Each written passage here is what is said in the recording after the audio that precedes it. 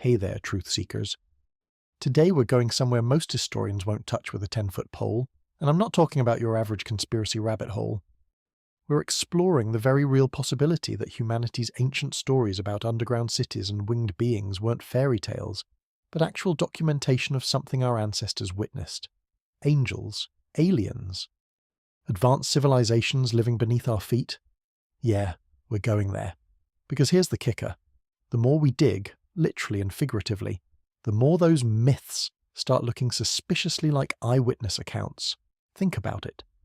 Our ancestors carved entire cities deep into solid rock, built tunnel networks that span continents, and left behind incredibly detailed descriptions of flying beings with wings that look eerily similar to modern propulsion systems. Either they had the wildest collective imagination in human history, or they were recording something real, and I'll be honest, I'm leaning toward the latter. So smash that like button if you're ready to question everything you thought you knew about ancient history, and drop a comment telling me where you're watching from. I want to know if this channel has gone global yet, or if we're still keeping these mind-bending conversations local, ready to explore the space between heaven and earth, between what's above and what's below. Let's dive in. Now let's get one thing straight right off the bat. When we talk about ancient civilizations and their stories about encounters with otherworldly beings, modern society tends to file that under cute mythology or primitive people with overactive imaginations. We pat ourselves on the back for being so enlightened and scientific, conveniently ignoring the fact that these ancient folks built structures we still can't fully explain and possessed astronomical knowledge that somehow predated the telescope by a few thousand years. But sure, they were definitely just making stuff up when they wrote detailed accounts of encounters with non-human intelligence. Makes total sense. Here's what's genuinely fascinating, though. Our ancestors didn't just leave us vague fairy tales about gods and monsters, they left us what amounts to incident reports. I'm talking about texts that read less like religious mythology and more like someone filing paperwork after a really weird day at the office. The Sumerians, Egyptians, and various other ancient cultures didn't write, and then the shiny beings descended from the heavens in a metaphorical sense.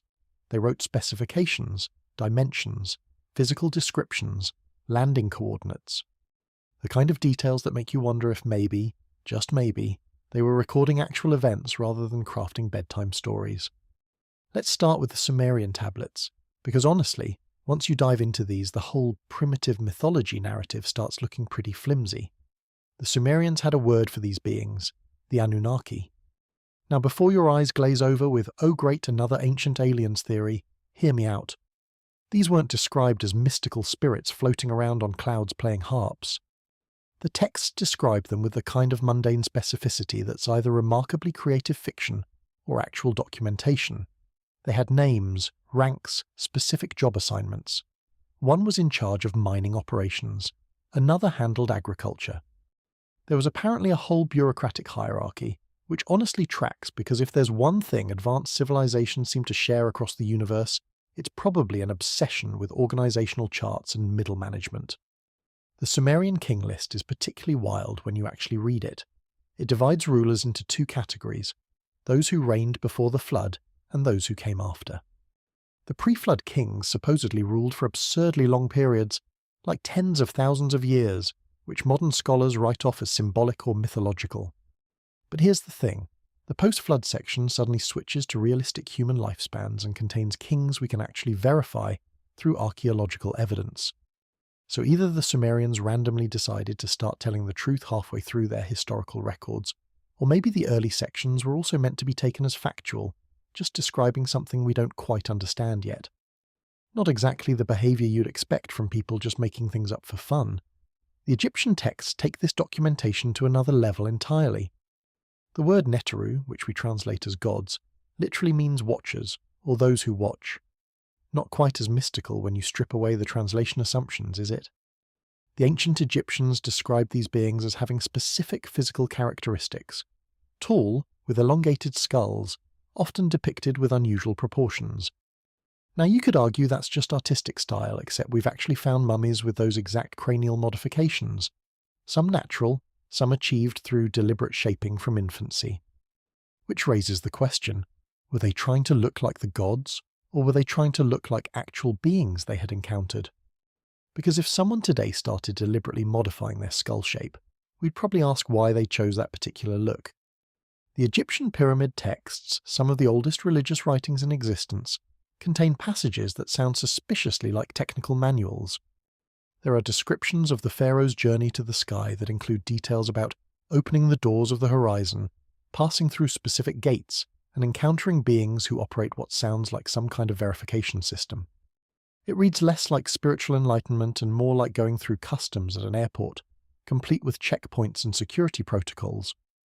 Please have your documentation ready, remove your sandals, place your amulets in the bin. Okay, I'm paraphrasing, but you get the idea. Then we have the Hebrew Bible, which gives us the term malach, messengers or angels. And here's where things get interesting from a linguistic standpoint. The word doesn't inherently mean divine being made of pure spirit. It just means messenger, someone who delivers information between parties. The biblical accounts describe these malach showing up at random moments, usually looking so human that people don't immediately recognize them as anything special. They eat food, they travel on foot, they get tired.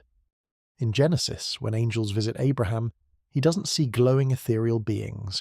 He sees 3 guys walking by his tent in the heat of the day, and his first instinct is to offer them food and water. Not exactly the encounter you'd expect with incorporeal divine entities. The Book of Ezekiel takes this technical description thing to an extreme that makes modern UFO reports look vague by comparison. Ezekiel describes seeing wheels within wheels covered in eyes, with the ability to move in any direction without turning. He talks about crystalline structures, beings with 4 faces, and craft that make sounds like rushing waters. Either this guy had access to some seriously potent substances, or he saw something technological and did his best to describe it using the only vocabulary available in 6th century BCE. Imagine trying to explain a helicopter to someone who's never seen anything more advanced than a donkey cart.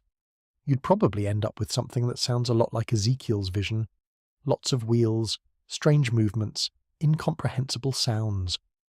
What makes these ancient accounts particularly compelling is their consistency across cultures that had no contact with each other. The Dogon people of Mali have oral traditions about beings from the star system Sirius, who came to Earth and shared knowledge about astronomy. Here's the kicker. They accurately described Sirius B, a white dwarf star that orbits Sirius A, centuries before modern telescopes discovered it in 1862. Skeptics argue they must have gotten this information from European astronomers somehow, which is a pretty elaborate theory to avoid considering that maybe their oral tradition was recording something real. Sure, these isolated African people definitely had secret astronomy journals smuggled in by, time-travelling astronomers? Yeah, that's more logical than their ancient stories being based on actual events. The Mahabharata, one of India's great epics, describes flying machines called vimanas with such specific detail that some researchers have actually tried to reconstruct them based on the text. There are passages about aerial battles, weapons that sound suspiciously like modern descriptions of nuclear weapons, and cities being destroyed by a single projectile charged with all the power of the universe. The description of the aftermath, people's hair and nails falling out, birds turning white, food becoming inedible, sounds an awful lot like radiation poisoning. But sure, ancient Indian poets definitely just randomly invented radiation sickness symptoms thousands of years before Hiroshima. What an incredible coincidence. The Maya and Aztec codices are equally specific about their encounters with beings from the sky. Quetzalcoatl, the feathered serpent god, is described as a tall, bearded figure who came from across the sea or from the stars, depending on which text you're reading. He taught agriculture, astronomy, and engineering, then promised to return. The descriptions of his departure often involve him leaving in a serpent of fire or ascending into the sky. Not quite the poetic metaphor it's usually presented as when you consider that serpent might have been the closest word they had for a cylindrical flying object. Hey, what's that long shiny thing in the sky? Big snake? Yeah, sure, let's go with that. Chinese historical texts contain numerous accounts of flying objects, pearls that descend from the heavens, and beings who emerged from these craft. The bamboo annals, supposedly destroyed and then reconstructed from memory, contain records of sightings that date back thousands of years. These weren't recorded as miracles or divine interventions. They were noted the same way you'd note the weather or a political event. Matter-of-fact documentation. On this day, a luminous object descended near the palace. three beings emerged. They were tall, they spoke with the emperor, they left. Next topic. No dramatic embellishment, just the facts. What's particularly interesting is how often these ancient accounts mention beings coming from specific locations. Mount Hermon, a mountain on the border between Syria and Lebanon, shows up repeatedly in various texts as a landing site or meeting place. The Book of Enoch specifically names it as the location where 200 watchers descended and made their oath to interact with humanity. Now you might think, well, mountains are naturally considered sacred, but Mount Hermon isn't the tallest or most impressive mountain in the region. It's just a mountain. Yet multiple independent sources identify it as a significant location for these encounters. Either there was some really effective ancient marketing campaign for this particular mountain, or something actually happened there that got remembered and recorded across different cultures. The Library of Alexandria, before its tragic destruction, supposedly contained texts that documented encounters with non-human intelligence in even greater detail. We only know this from secondary sources and the occasional fragment that survived, but ancient scholars who had access to these texts wrote about them with a frustrating lack of detail.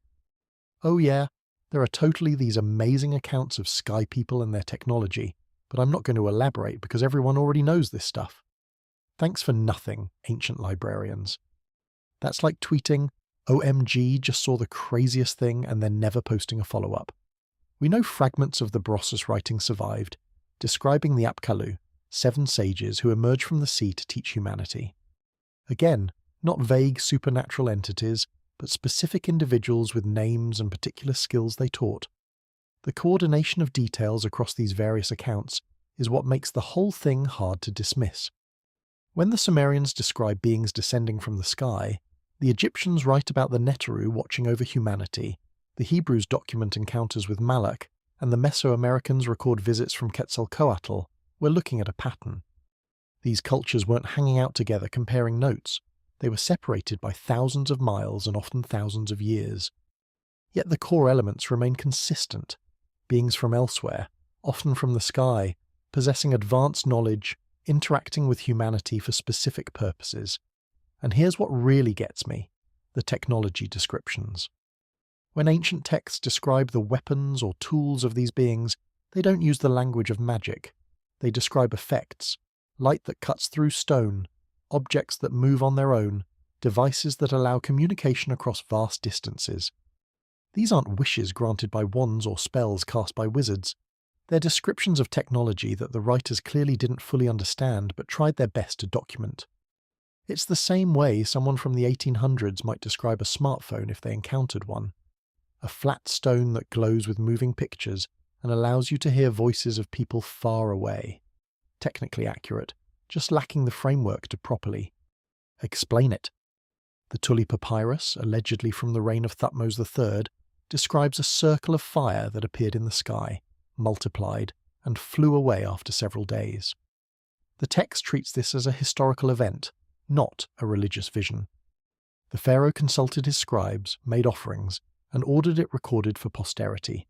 That's bureaucratic procedure, not mythological storytelling. Sir, there are multiple fire circles in the sky. Well, write it down and add it to the archives.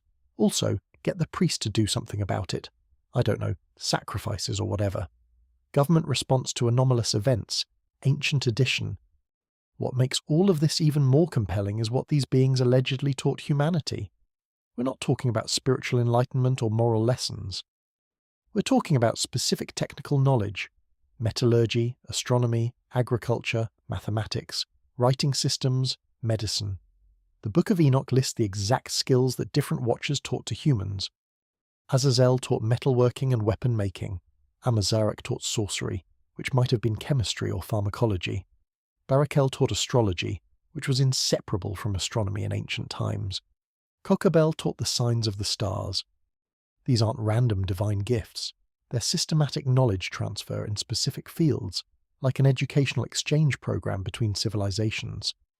The question that keeps coming up is this: if these accounts were purely mythological, why include so much mundane detail? Why mention that the beings ate food, got tired, had organizational hierarchies, and taught specific technical skills?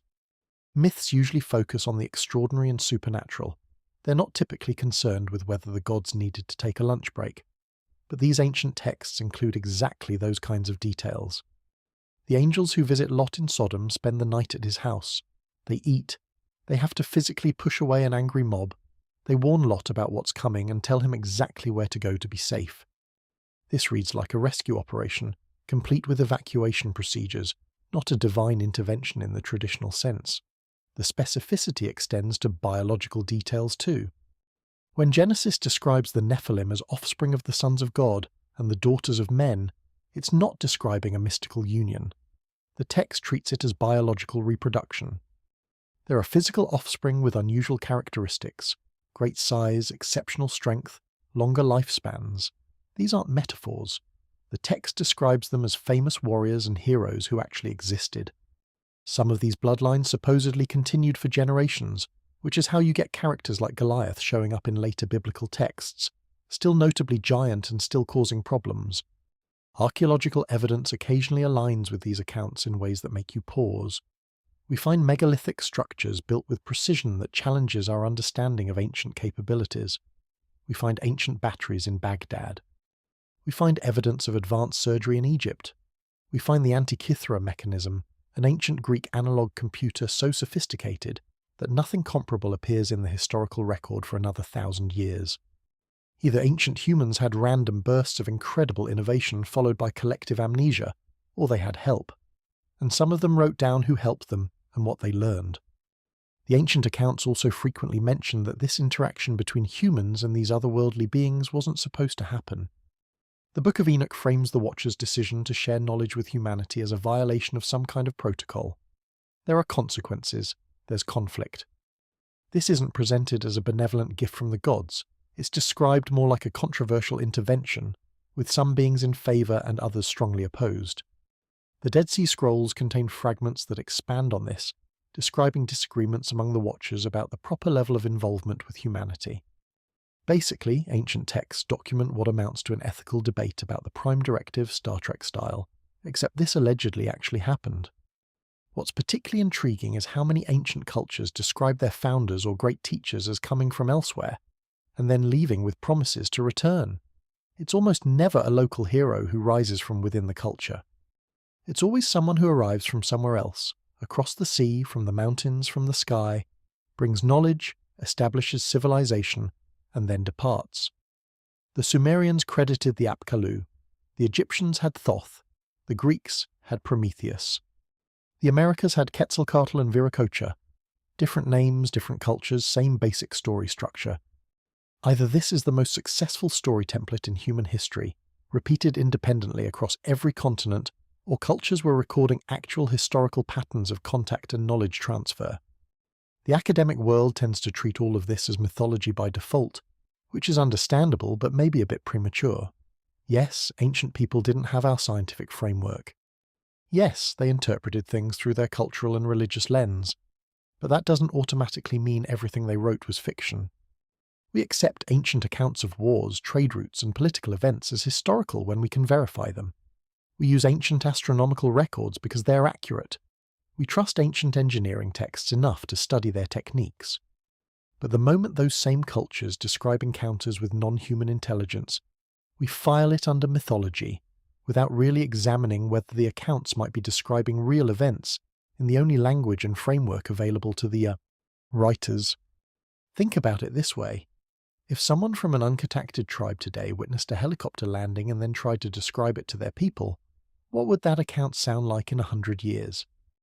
A great bird made of metal descended from the sky with a terrible roar. Inside were beings in strange garments who spoke in unknown tongues. Future anthropologists might read that and say, oh, clearly a mythological story about sky spirits, when in reality it was a perfectly accurate description of a military. Helicopter making first contact. The framework changes, but the event could be completely real. The ancient world clearly distinguished between their mythology and their historical records. They had different types of texts for different purposes. Religious hymns look different from king lists, look different from treaty documents, look different from astronomical charts. When they wrote about encounters with these beings, they often used the language and format of historical documentation, not religious poetry. That distinction matters. It suggests they were trying to record events, not create spiritual allegories. So here we are, looking at thousands of years of human documentation, across dozens of cultures, describing encounters with non-human intelligence in increasingly specific and consistent ways. We can either assume that ancient humans were simultaneously brilliant enough to build the pyramids and stupid enough to mistake fever dreams for reality, or we can consider the possibility that they were recording actual events to the best of their ability. Maybe, just maybe, when our ancestors wrote that beings from elsewhere came to Earth, shared knowledge, interacted with humanity and then left, they weren't crafting elaborate fiction. Maybe they were doing exactly what any civilization would do when something extraordinary happens, writing it down so future generations would know it happened. Unfortunately for us, those future generations decided to file it all under mythology and move on. But the texts remain, waiting for anyone willing to read them not as ancient superstition, but as potential historical documentation of something that challenges everything we think we know about human history and our place in the cosmos. The boundaries between our world and others might not be as solid as we've convinced ourselves they are. And the evidence that those boundaries were crossed repeatedly in our ancient past might be sitting in plain sight, written in languages we've translated but perhaps not truly understood. So now that we've established our ancestors were maybe, possibly, probably documenting real encounters rather than just having collective fever dreams, let's talk about where some of these interactions might have actually taken place. And I'm not talking about mountaintops or desert plateaus, I'm talking about underground, way underground, like this shouldn't be physically possible with ancient technology underground, Derinkuyu. If you haven't heard of it, buckle up because this place is absolutely bonkers. Located in Cappadocia, Turkey, this underground city extends at least 18 levels deep into the earth. 18. That's not a storage cellar or a wine cave. That's an entire functional city carved into solid volcanic rock, complete with living quarters, kitchens, wine cellars, schools, meeting rooms, and even a church. The whole complex could house up to 20,000 people, along with their livestock and food supplies for extended periods. Not exactly your average basement renovation project. Here's the kicker though, nobody knows who built it or when. The traditional dating puts construction somewhere around the 7th or 8th century BCE, but that's mostly guesswork based on when we think it was used, not when it was actually created. The engineering required to carve this place out of solid rock would be impressive today with modern equipment. Doing it with bronze tools and oil lamps? That's either the most dedicated construction project in human history, or evidence of technology we haven't accounted for. The ventilation system alone is a masterpiece. 52 ventilation shafts that somehow provide fresh air to all 18 levels, while maintaining temperature control. Ancient HVAC engineering that still works thousands of years later. Meanwhile, my apartment's climate control can't handle a mild spring day. And Derinkuyu isn't unique. It's just the largest one we've found so far. The Cappadocia region has at least 36 underground cities connected by tunnels. 36. That's not a city with a basement. That's an entire subterranean civilization. Some of these connecting tunnels stretch for miles, all carved through solid rock. The logistics of this are insane. Where did all the excavated rock go? We're talking about millions of tons of material that had to be removed and disposed of. There's no massive ancient quarry nearby filled with Derinkuyu-shaped holes. The rock just disappeared. Either they had the world's most efficient debris removal system, or something doesn't add up about the official construction timeline. The security features of these underground cities are equally wild. Massive circular stone doors, some weighing up to half a ton, could be rolled into place to seal off entire sections from the inside. These weren't keeping out casual visitors. These doors were designed to stop determined attackers. Some tunnels are deliberately narrow, forcing invaders to crawl single file, while defenders could easily pick them off from fortified positions. There are even murder holes in the ceilings where defenders could drop rocks or pour boiling oil on anyone trying to breach lower levels.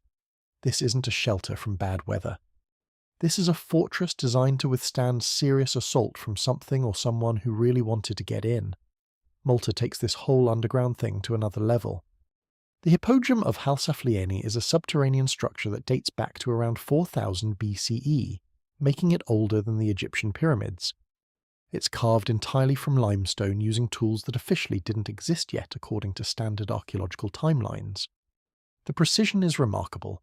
Smooth walls, perfectly aligned chambers, even acoustic properties that suggest the builders understood sound engineering at a sophisticated level. The oracle chamber has natural acoustics that amplify male voices at a specific frequency while dampening female voices.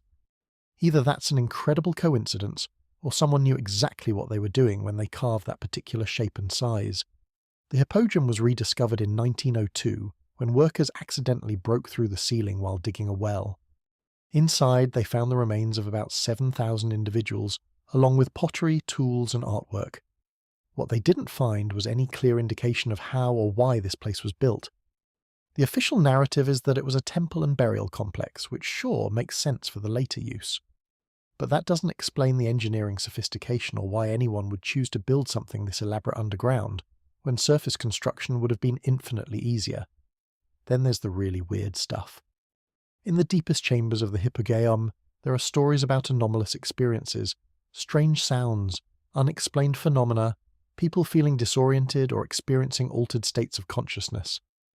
Now, before we go full ancient aliens, these could be explained by infrasound, low-frequency vibrations that can affect human physiology and perception. But here's the question. Did the builders know about this effect? Were they deliberately creating spaces that would induce specific psychological or physiological states? Because if so, that suggests a level of knowledge about acoustics and human biology that's pretty advanced for people who supposedly barely had metal tools. Underground structures aren't limited to Europe and the Middle East either. South America has its share of mysterious subterranean complexes. The Inca had extensive tunnel systems throughout their empire, many of which remain unexplored or deliberately sealed. Spanish conquistadors wrote about vast underground chambers and networks that the Inca used for storage and possibly religious purposes. Some accounts describe tunnels large enough to drive wagons through, extending for hundreds of miles. The Spanish tried to explore these tunnels but gave up after losing too many men to cave-ins, flooding, and general terror. Probably wise. Nothing good happens in ancient underground tunnels in treasure hunting stories. The Tayos Caves in Ecuador gained attention when explorer Stan Hall organised an expedition there in 1976 with support from the British military, and even Neil Armstrong, because apparently going to the moon makes you qualified for underground. Exploration 2. The caves contain what appear to be artificially carved chambers and tunnels, though whether they're natural formations modified by humans or entirely artificial remains debated. Local legends claim these caves were created by ancient beings who lived underground and occasionally emerged to interact with surface humans. The legends also describe a vast library of metal plates containing ancient knowledge hidden somewhere in the depths. Nobody's found the library yet, but the fact that multiple independent oral traditions mention it suggests either really persistent treasure hunters or a kernel of truth somewhere in the story. China has its own extensive underground structures that don't quite fit the official historical narrative. The Longyu Caves in Zhejiang province consist of 24 massive artificial caverns carved into solid siltstone. The scale is staggering. The largest cavern covers about 30,000 square feet with ceilings up to almost 100 feet high. The walls show precise chisel marks in a consistent pattern, suggesting organised, systematic excavation. Conservative estimates say removing all that rock would have required 1 million cubic meters of material to be hauled away. The crazy part? There's no record of their construction, no historical texts mention them, no legends about their purpose. They were just sitting there underground until local farmers stumbled on them in 1992 by draining ponds. How do you hide a construction project that massive? Where did all the excavated material go? Why is there no documentation? The engineering precision in these underground complexes is what really doesn't add up. Modern archaeologists can recreate ancient bronze tools and test them on similar rock. The results are pretty clear. Yes, you can carve rock with bronze tools. No, you can't carve it with the precision, speed or scale we see in places like Derinkuyu or the Longyu Caves using those methods. Not without dedicating thousands of workers for hundreds of years, which would show up in the historical record somehow. Major construction projects leave traces: worker settlements, supply chains, documentation, artwork depicting the construction. These underground cities have none of that. They're just there, as if someone showed up with a rock removal device, carved out a few million tons of stone, and then vanished without leaving a forwarding address. Now let's connect this underground theme to what ancient texts describe about the beings who supposedly interacted with humanity. Interestingly, not all of them are described as coming from above. Some accounts specifically mention beings who dwell beneath the earth. Various mythologies reference underworld realms that aren't necessarily spiritual afterlife destinations, but actual physical locations below the surface. The Sumerian underworld, the Greek Hades, the Norse Svartalfar dwelling in darkness. These descriptions sometimes sound less like metaphysical concepts and more like geographic locations where certain beings lived. The Book of Enoch describes some of the fallen angels being imprisoned under the earth in darkness, not in a spiritual dimension, under the actual earth. Other texts mention beings who preferred darkness to light, who lived in caverns and emerged only at night. If you're trying to describe a population that lives underground and occasionally comes to the surface, that's pretty much exactly how you'd phrase it in ancient terminology. They dwell in darkness beneath the earth and emerge when the sun has set. Not poetry, just practical geographic description. This brings us to a genuinely wild question. Were these massive underground complexes built by surface humans as shelters, or were they built by beings who already lived underground and occasionally interacted with surface populations? Because the scale and sophistication suggest something beyond desperate refugees hiding from invaders or catastrophes. These are engineered environments designed for long-term habitation, with features that indicate the builders knew exactly what they were doing in terms of air quality, water management, waste disposal, and defense. That's not survival architecture, that's deliberate urban planning for permanent underground living. Now, speaking of beings with unusual characteristics, let's talk about those wings. Angels, divine messengers, spiritual beings, however you want to label them, the one consistent visual element across cultures is wings. Big, dramatic wings. And yes, the religious interpretation is that wings symbolize their divine nature and their role as messengers between heaven and earth. Very poetic. But what if our ancestors were being literal? What if they drew wings because that's what they actually saw? Here's where it gets interesting. When you look at ancient Mesopotamian reliefs, particularly Assyrian and Babylonian art, the depictions of winged beings are remarkably consistent and specific. These aren't vague artistic flourishes. The wings have detailed structure, feathers arranged in precise patterns, mechanical-looking joints, harness-like attachments to the figures wearing them. Some carvings show what appears to be a backpack or device connected to the wings. If you were trying to depict a jetpack or personal flight device using only the visual vocabulary available in 800 BCE, you'd probably end up with something that looks a lot like these carvings. The Sumerian Anunnaki are frequently shown with wings, but not always. Some depictions show them with wings, others without. If wings were purely symbolic of divinity or power, you'd expect consistency. Either the gods have wings or they don't. But the inconsistent depiction suggests wings might have been equipment, not anatomy. Some Anunnaki wearing wings, others not. Makes perfect sense if wings were technology some of them used for specific purposes rather than an inherent physical characteristic. It's like how some modern soldiers are shown with night vision goggles and some aren't. It's equipment, not evolution. Egyptian art shows winged figures too, but they handle it differently than the Mesopotamians. The goddess Isis is often depicted with wings spread protectively over the deceased, but the wings are clearly depicted as separate from her body. They're additions, not natural limbs. The goddess Mart has wings, but again the artistic style shows them as adornments or equipment rather than biological features. The sun god Ra's bark is often shown with wings, which makes zero sense symbolically, but makes perfect sense if wings represented some kind of propulsion or lift technology that could be attached to vehicles. Then we have the biblical descriptions of angels, which get really specific about the wing situation. The cherubim in Ezekiel's vision have 4 wings each. The seraphim in Isaiah have 6 wings, 2 covering their faces, 2 covering their feet, and 2 for flying. That's not divine anatomy, that's protective gear and flight apparatus. 2 wings covering the face could easily be a helmet or visor. 2 covering the feet might be leg protection or landing gear, and 2 for actual flight. It's describing equipment with specific functions, not a mystical being made of pure spiritual energy. The descriptions of how these beings move are equally telling. They're not typically described as floating or materializing out of thin air. They're described as flying, with motion that follows physical principles. When angels depart in biblical accounts, they go up, not fading into nothing, not teleporting, physically ascending into the sky with visible movement. The angel in Judges 13 ascends in the flames of an altar, which sounds suspiciously like a rocket launch when you strip away the religious language. The angel went up in the fire toward heaven is pretty much how you describe vertical takeoff with a propulsion system if you'd never seen one before. Ancient texts from India take this even further with incredibly detailed descriptions of flying machines. The Vimanas mentioned in texts like the Vaimanika Shastra aren't described in vague mystical terms, they're described with engineering specifications, different types of Vimanas for different purposes, materials required for construction, the effects of flight on the pilots. One account describes a Vimana as being 2 stories high with many windows and emitting fire, not exactly leaving a lot of room for poetic interpretation there.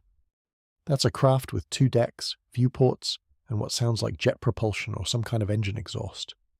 The Mahabharata's descriptions of aerial combat between Vimanas include details about maneuverability, weapons, and even what sounds like electronic warfare. One passage describes a weapon that could make an entire army fall unconscious. That's not magic, that's some kind of sonic or electromagnetic weapon. Another describes shields that could protect against fiery projectiles, suggesting both offensive and defensive technologies. The pilots of these craft are described as having specific training and knowledge, not divine powers. They're operators, not gods. What's particularly fascinating is the consistency in how these wings, or flight devices, are depicted across cultures that had no contact with each other. Mesoamerican art shows Quetzalcoatl and other deities with elaborate feathered wings or wing-like structures. Pacific Island traditions describe sky beings with wings that allowed them to fly between islands. Norse mythology has Valkyries with wings who transport warriors. The specific visual element, bilateral wing-like structures enabling flight, shows up everywhere. Either every ancient culture independently invented the exact same symbolic imagery for the exact same concept, or they were all depicting something real they'd observed. Modern analysis of some ancient carvings has produced some startling observations. When aerospace engineers look at certain Mesopotamian reliefs showing winged figures, they note details that parallel modern flight technology. The positioning of the wings relative to the figure's center of gravity. The apparent thrust vectoring suggested by wing angles.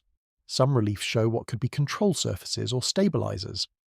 One engineer famously remarked that the Assyrian depictions looked more like flight system schematics than religious art. You could almost use some of these as blueprint references if you were designing a personal flight device. The fiery chariots mentioned in various ancient texts deserve special attention here. Elijah ascending to heaven in a chariot of fire isn't described as a metaphor in the text, it's described as a witnessed event. Witnesses saw a fiery vehicle, described how it appeared, how it moved, and how Elijah departed in it.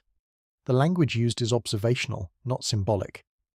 There appeared a chariot of fire and horses of fire and parted them both asunder, and Elijah went up by a whirlwind into heaven. That's an eyewitness account of something that involved fire, powerful winds, and vertical ascent.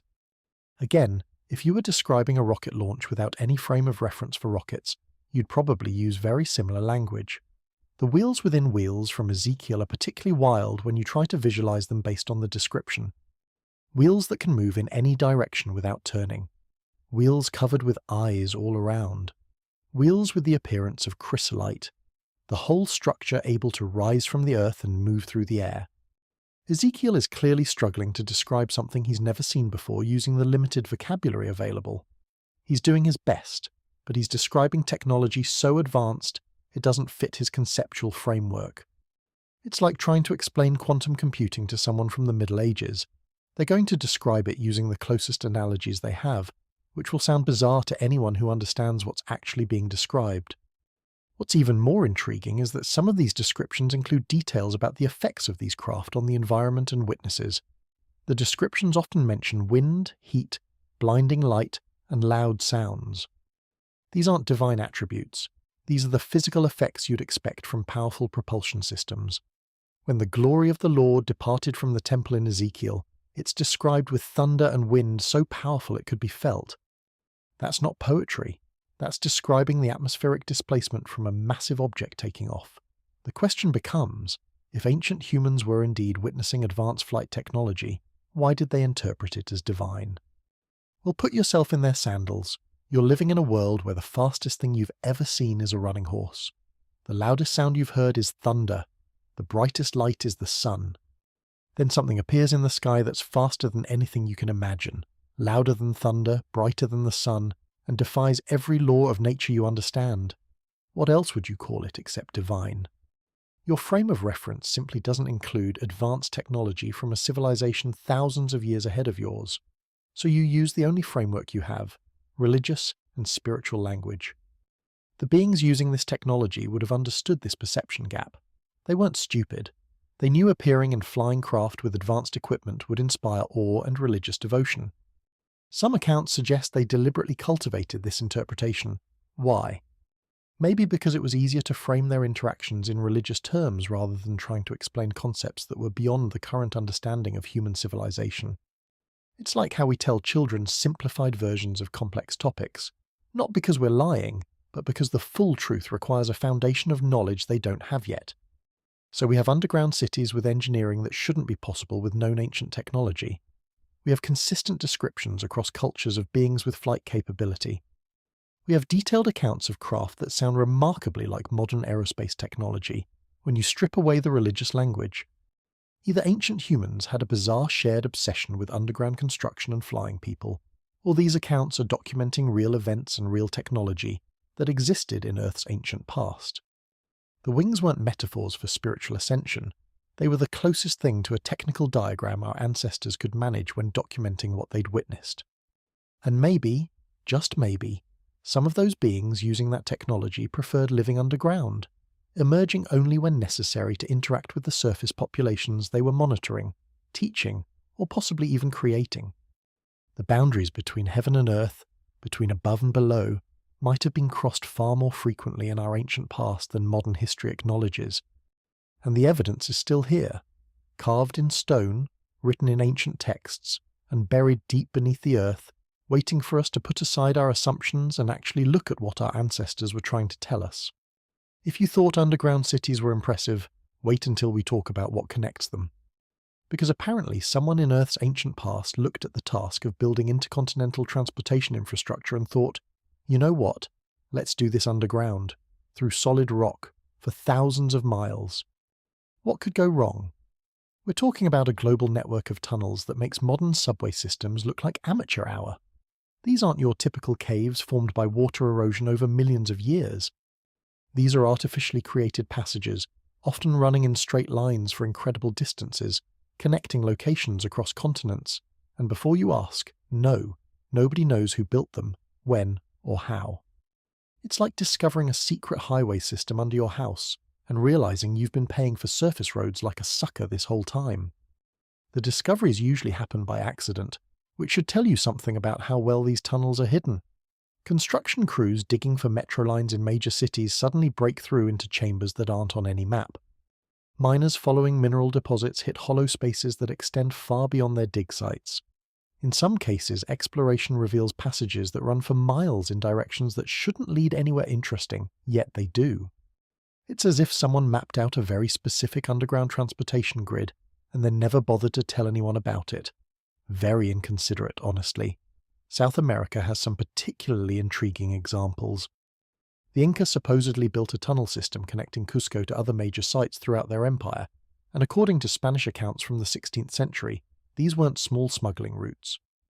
We're talking about tunnels large enough for multiple people to walk through side by side, extending for hundreds of miles.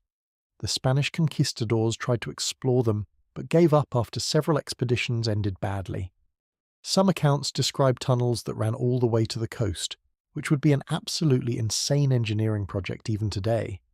One Spanish chronicler claimed the Inca told them these tunnels weren't built by their ancestors, but were already ancient when the Inca Empire rose to power. Which raises the obvious question, if the Inca didn't build them, who did? In Ecuador, the tunnel systems get even weirder. Father Carlo Crespi, an Italian priest who lived in Ecuador for most of the 20th century, collected artifacts that locals claimed came from underground tunnel systems. These weren't primitive tools. They were metal plates covered with writing systems that don't match any known ancient language. Some displayed symbols that looked suspiciously like circuit diagrams or star maps. Crespi amassed thousands of these objects, many of which disappeared after his death under circumstances that conspiracy theorists love to discuss at length.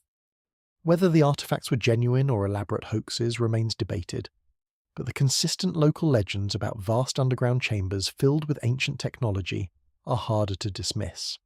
Europe has its own mysterious tunnel networks that don't quite fit the narrative of what ancient civilization should have been capable of. Throughout Germany, Austria and Scotland, there are underground passages called Erdstall that date back at least 1,000 years, possibly much older. These aren't natural caves, they're deliberately carved passages with consistent dimensions and characteristics. The weird part? Many of them don't seem to go anywhere useful. They're too small for storage, too elaborate for simple hiding places, and their distribution pattern doesn't match known settlement areas. Some researchers suggest they might be sections of a much larger network, with most of the system either collapsed, deliberately sealed, or still undiscovered. The Wieliczka salt mine in Poland contains chambers and passages that date back to the 13th century, but miners there have occasionally broken through into older sections that don't appear in any historical records. These earlier passages show different construction techniques and are oriented in directions that don't align with known mining operations. Some extend far beyond the current mine boundaries, disappearing into sections that modern authorities have sealed off for safety reasons, which is probably legitimate but also very convenient if you don't want curious people exploring areas you can't explain.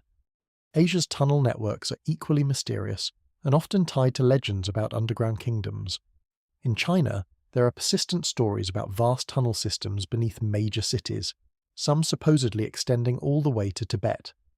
During World War II, Chinese forces used ancient tunnel networks to move troops and supplies, rediscovering passages that hadn't been used in centuries. Some of these tunnels were sophisticated enough that Japanese forces couldn't map or block them despite extensive efforts.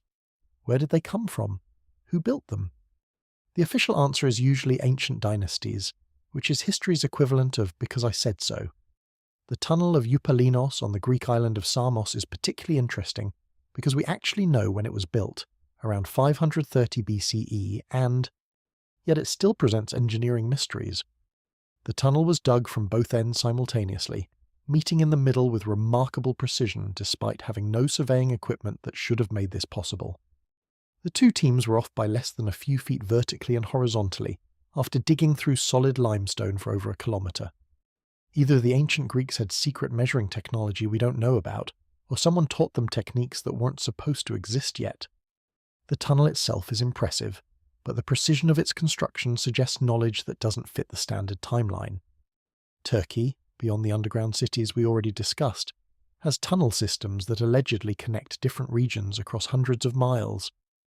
The Ankara metropolitan area has mysterious passages beneath it that aren't part of any known infrastructure project.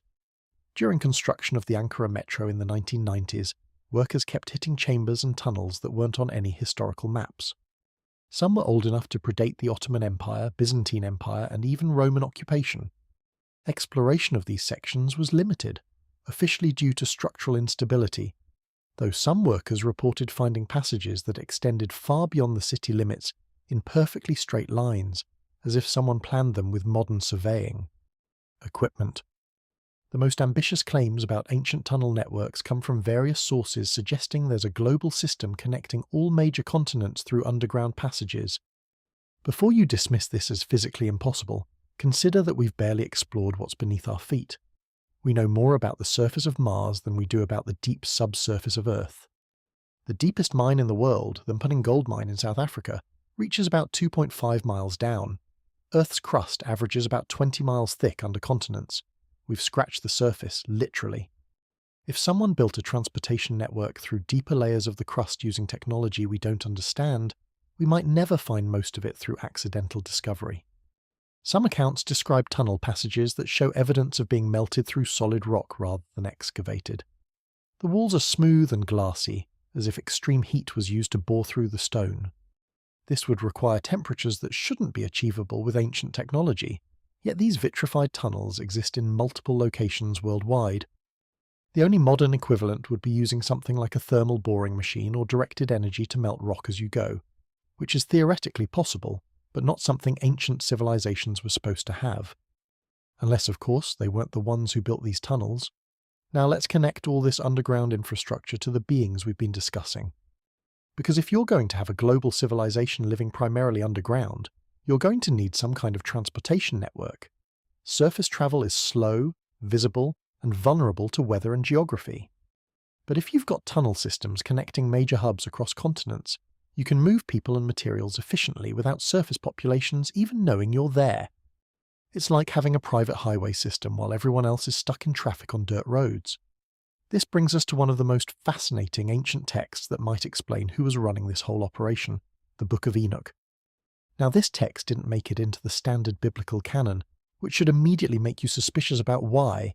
It's too specific, too detailed, too much like an actual historical account rather than comfortable religious allegory. The Book of Enoch describes a group of beings called the Watchers, who descended to Earth with a very specific mission structure that sounds nothing like a divine visitation and everything like an organized scientific expedition. The text names 20 leaders among the Watchers, each with specific responsibilities and areas of expertise. This isn't a random collection of angels deciding to visit Earth on a whim. This is organizational hierarchy. Semjaza was the overall leader. Azazel taught metalworking and weapon manufacturing. Shamsiel handled the signs of the sun, probably astronomy. Barakel taught astrology. Kokabel taught the knowledge of constellations. Ezekiel taught cloud knowledge, which sounds like meteorology. Arakiel taught the signs of the earth, possibly geology. Sariel taught the lunar cycles. Each leader had a specific domain of knowledge they were responsible for transferring to humanity. This isn't divine beings sharing mystical wisdom. This is a training program, a curriculum. Someone sat down and divided human knowledge into categories, assigned experts to each category, and implemented a systematic education plan. The structure reads like a university faculty list, not a heavenly host. Department of Astronomy, Barakel. Department of Metallurgy, Azazel. Department of Writing Systems, TBD. If you were organizing a mission to jumpstart a primitive civilization's development, this is exactly how you'd structure it. The Book of Enoch is very clear that this wasn't authorized. The Watchers weren't supposed to interfere with human development to this degree. They broke protocol, which is why they're called fallen. Not fallen in a moral sense, fallen in the sense of violating their mission parameters. They were observers who decided to become participants. They looked at human civilization struggling along at a Stone Age level and thought, you know what, let's speed this up. Then they got in serious trouble with whoever sent them on this observation mission in the first place. The text describes 200 Watchers total who descended to Earth, all taking human wives and teaching forbidden knowledge. 200 is a very specific number. That's not many or countless, that's an exact team roster. It's the kind of detail you'd find in a mission briefing. 200 personnel deployed for interaction with indigenous population. Each leader commanded 10 subordinates, maintaining a clear chain of command. Again, this is organizational structure, mission planning. Someone thought through the logistics of deploying 200 individuals to Earth for an extended operation and decided that was the appropriate team size. The knowledge they taught maps directly onto the foundations of civilization. Metallurgy transformed human capability to make tools and weapons. Astronomy enabled navigation and calendar systems. Mathematics allowed for engineering and commerce. Writing preserved and transmitted knowledge across generations. Medicine improved survival rates. Agricultural techniques increased food production. These weren't random party tricks. They were the specific technological and intellectual foundations needed to bootstrap a civilization from subsistence living to complex society. If you were trying to uplift a developing species, you'd teach exactly these things in roughly this order. The timing is interesting too. The Book of Enoch places these events before the Great Flood, which various traditions date to somewhere around 10,000 to 12,000 years ago.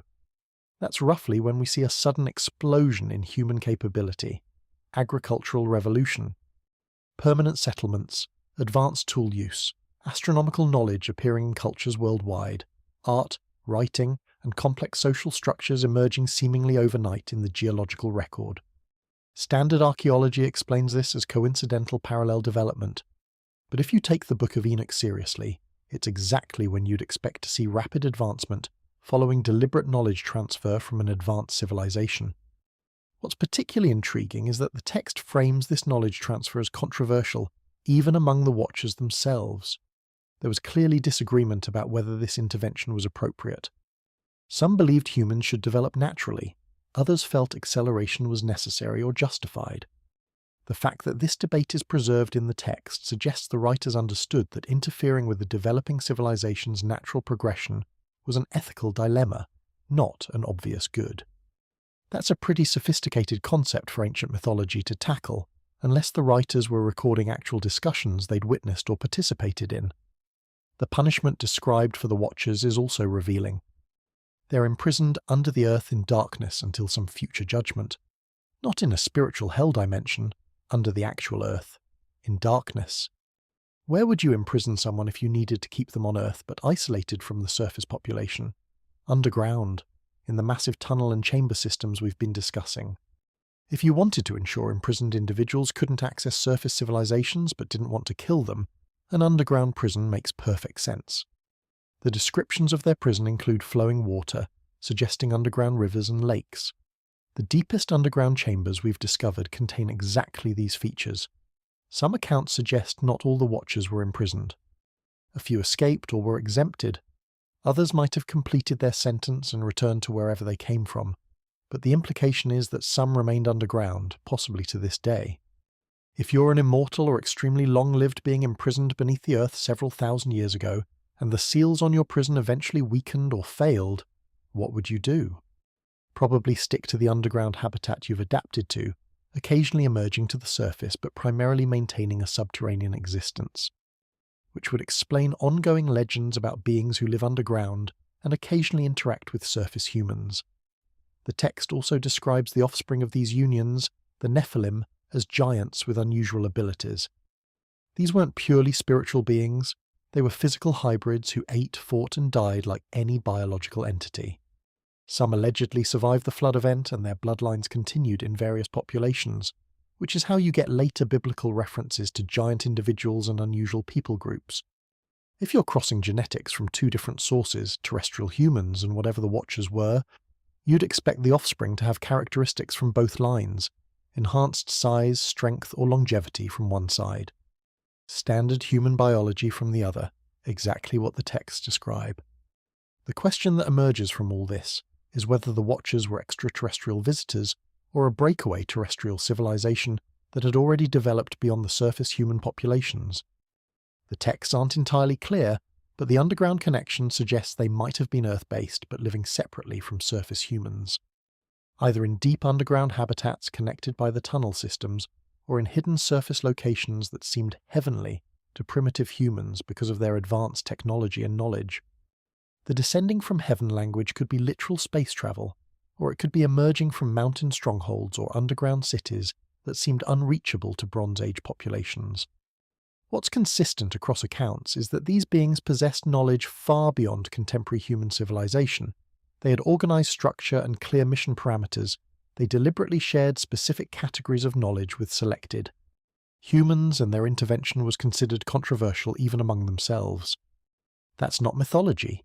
That's documentation of first contact between a primitive civilization and an advanced one, with all the complexity and ethical questions that entails. The global tunnel networks might have been the infrastructure supporting this operation. Transportation corridors allowing rapid movement between different human population centers for monitoring and education. Safe travel routes avoiding hostile surface conditions or populations. Supply lines supporting long-term underground habitation. Emergency evacuation routes if relations with surface humans turned hostile. It all fits together if you're willing to consider that Earth's ancient history might involve civilizations and interactions that didn't make it into the standard textbooks. So we've got underground cities capable of housing tens of thousands, tunnel networks potentially connecting continents, ancient texts describing organized knowledge transfer from advanced beings to primitive humans, detailed accounts of hierarchical structure and mission planning, physical evidence of engineering that shouldn't exist given the official timeline, and modern discoveries that keep revealing more complexity beneath our feet than we ever expected. Either we're looking at the most elaborate and consistent mythology across human history, or our ancestors were documenting something real that we're only now beginning to rediscover and understand. And honestly, given everything we've covered, The mythology explanation is starting to require more suspension of disbelief than the alternative. Alright, so we've established that ancient texts describe organized knowledge transfer from advanced beings to humans, complete with mission structure and ethical debates. But here's where things get really interesting, because apparently not everyone agreed on how this whole Earth situation should be handled.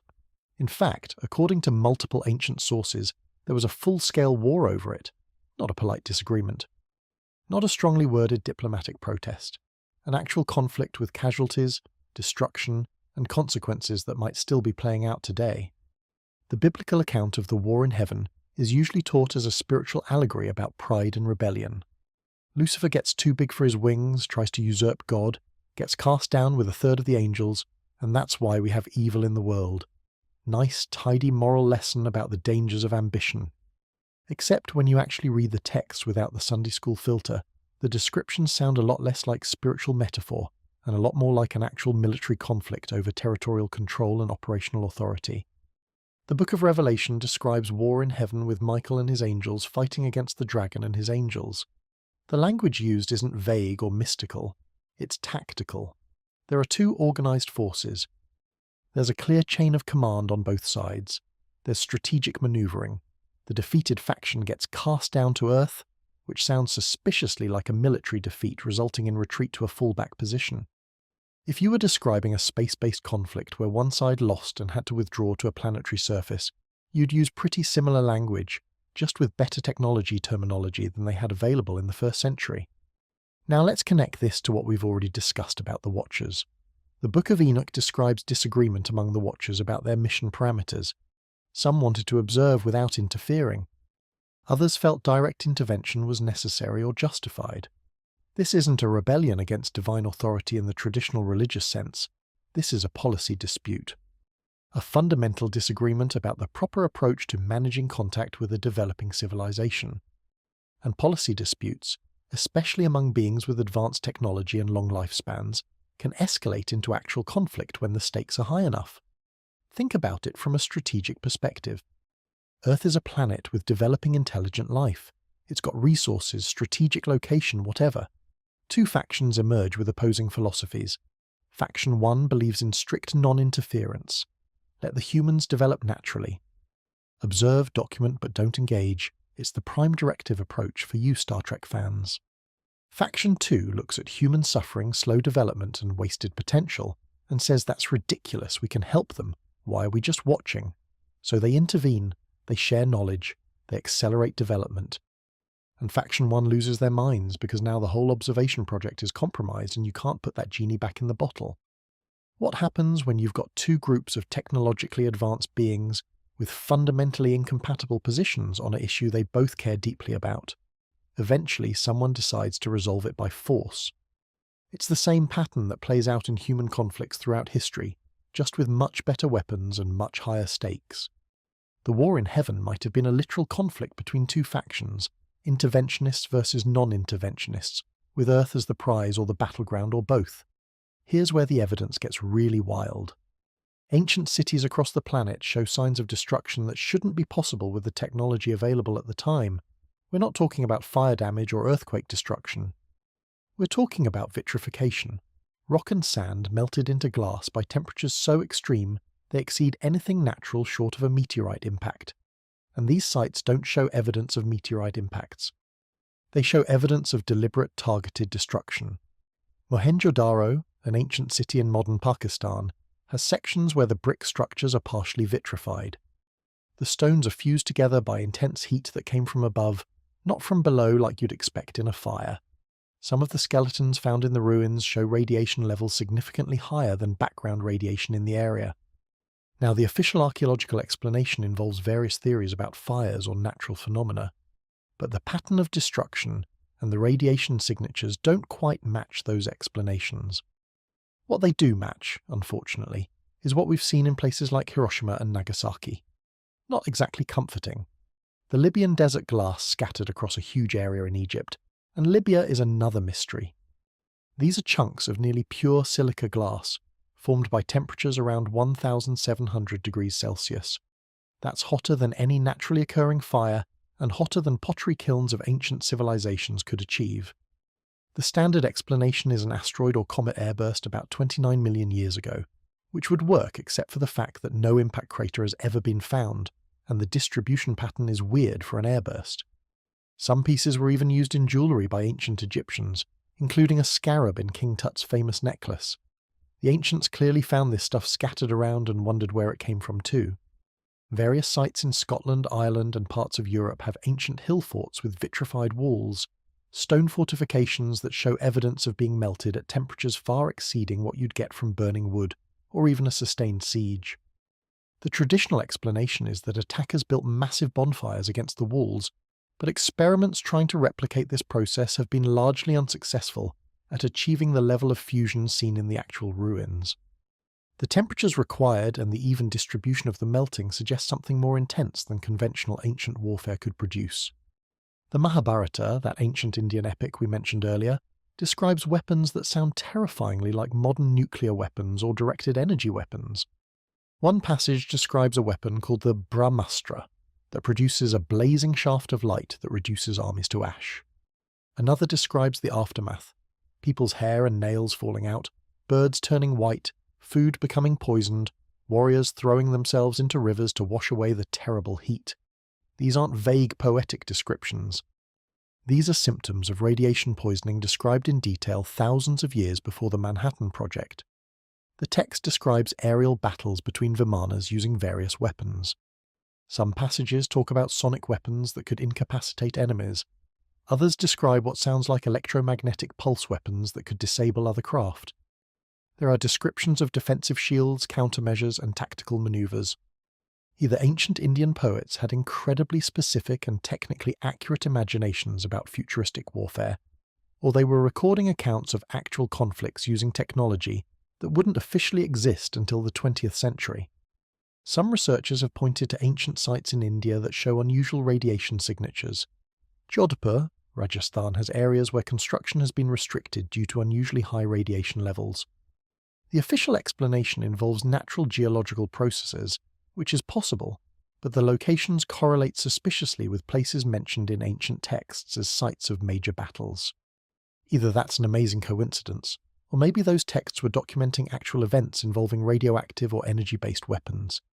The concept of fallout appears in ancient texts too, though not by that name. Descriptions of areas becoming cursed or poisoned after great battles, where nothing would grow and people who entered would become sick and die. That's contamination. Environmental damage from weapons whose effects persist long after the battle ends. It's what you'd expect if advanced civilizations fought wars using high-energy weapons on or near a planetary surface. The collateral damage would last for generations. What's particularly interesting is how many ancient accounts describe conflicts where one side had superior weapons but lost anyway. The war in heaven supposedly ended with the dragon and his angels being cast down to Earth, not destroyed. That suggests they weren't completely defeated. They were pushed out of a strategic position, but retained enough capability to remain a threat. If this was an actual conflict, losing control of orbital space or specific strategic locations but maintaining ground-based forces would fit that description. Driven back, but not eliminated. The aftermath descriptions in various texts sound like occupation and guerrilla resistance rather than total victory. Some beings were imprisoned under the earth in darkness, as we discussed earlier. Others were allowed to remain active but with restrictions on their authority and capabilities. This doesn't sound like the absolute victory of good over evil. This sounds like a negotiated settlement where both sides remained in play but with new rules of engagement, like a ceasefire with ongoing enforcement mechanisms. Various texts describe continuing conflict even after the main war ended. Periodic battles, skirmishes, attempts by the defeated faction to regain influence or undermine the victor's position. The biblical narrative frames this as Satan and demons continuing to oppose God and angels, but strip away the religious overlay, and you've got two factions that fought to a stalemate and are now engaged in a protracted Cold War over influence and control. One side officially won, but the other side didn't go away. They just changed tactics. This would explain a lot about the inconsistent nature of apparent non-human intervention in human affairs. Sometimes there seems to be active interference in human development or events. Other times there's observable non-intervention despite situations where intervention would seem logical.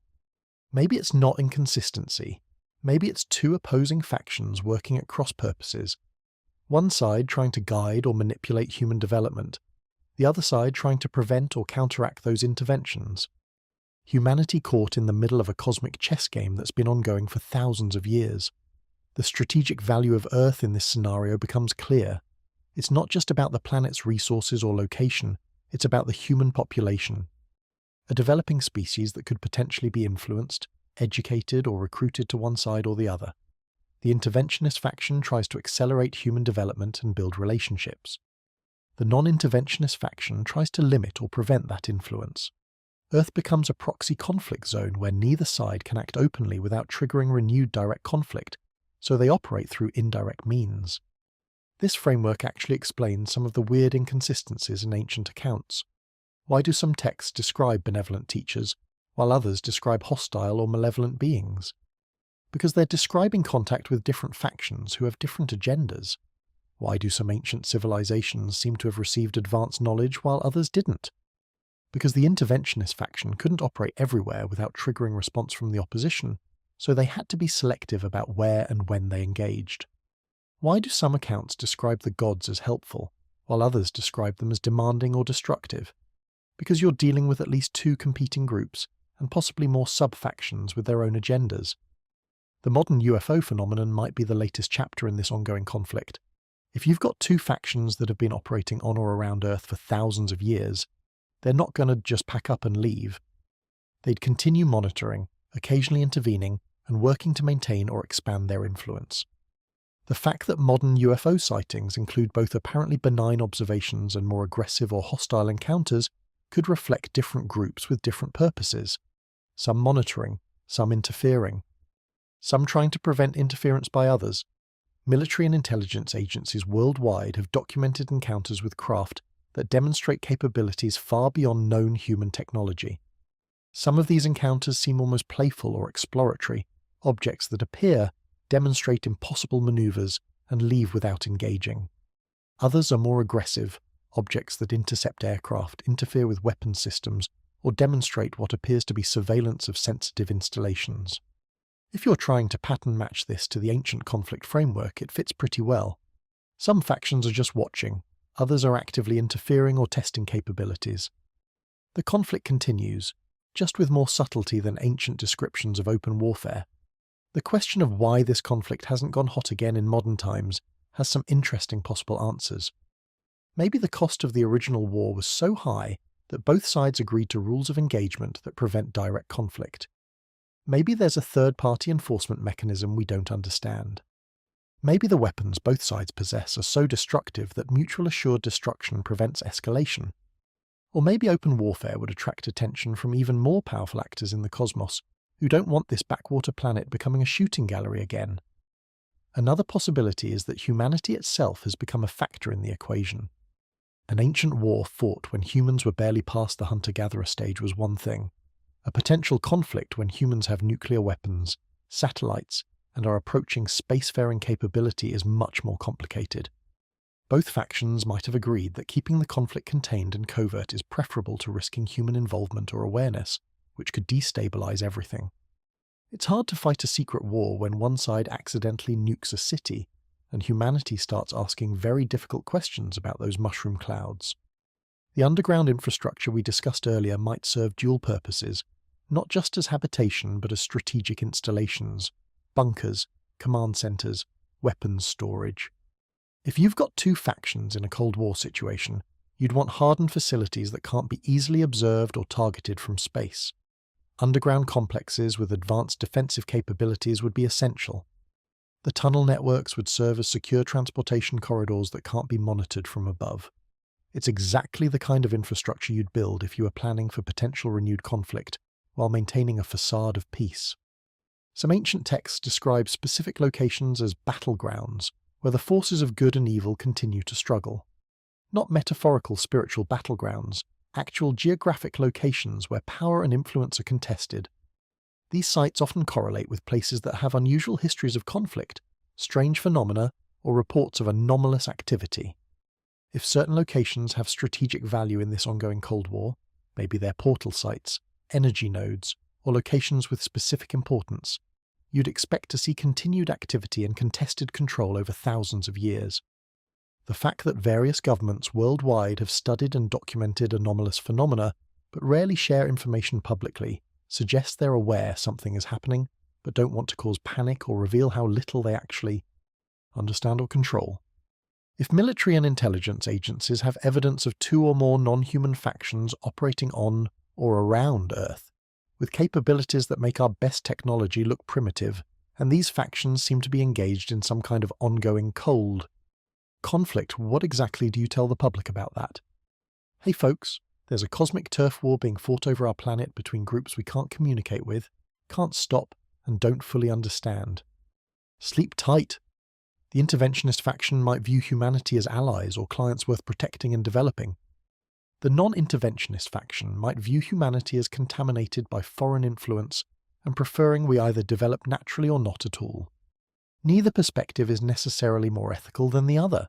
They're just different philosophical approaches to the same situation. But when you add in thousands of years of conflict, casualties, and hardening positions, philosophical disagreements become existential struggles where neither side can afford to back down. So where does that leave us today? If this framework is accurate, humanity is living on a contested planet in the middle of a Cold War that's been ongoing since before recorded history. The underground cities and tunnel networks might be active installations used by one or both factions. The occasional UFO sightings and encounters might be reconnaissance, enforcement of the ceasefire terms, or attempted interventions that the other side monitors and sometimes intercepts. The acceleration of human technology over the past century might be the result of deliberately leaked or shared information from the interventionist side, or it might be natural development that's making both sides nervous about humanity's increasing capability to detect and potentially interfere with their operations. The ancient accounts of war in heaven, battles between gods and demons, and conflicts over the fate of humanity might not be mythology at all.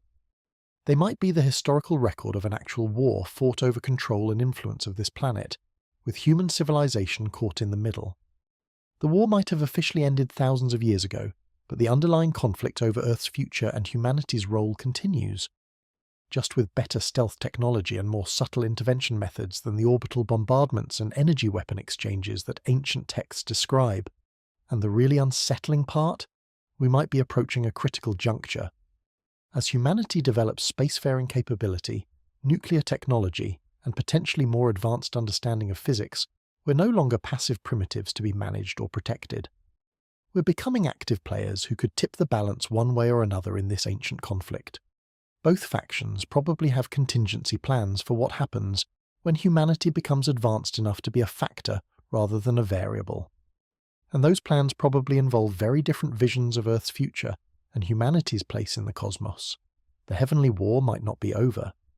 It might just be in its Cold War phase, with humanity slowly waking up to the fact that we live on contested territory in a conflict that started before our civilization even existed. Fun times ahead, folks. Now let's talk about the most controversial aspect of this whole ancient intervention theory. What happened when these advanced beings didn't just teach humans about metallurgy and astronomy, but decided to get directly involved in human biology? Because according to ancient texts, the Watchers didn't just share knowledge with humanity. They had children with human women, and the offspring of these unions were something decidedly different from regular humans, the Nephilim. The word itself has become shorthand for mysterious giants from the Bible, but the actual descriptions are way more specific and way weirder than Sunday school ever covered.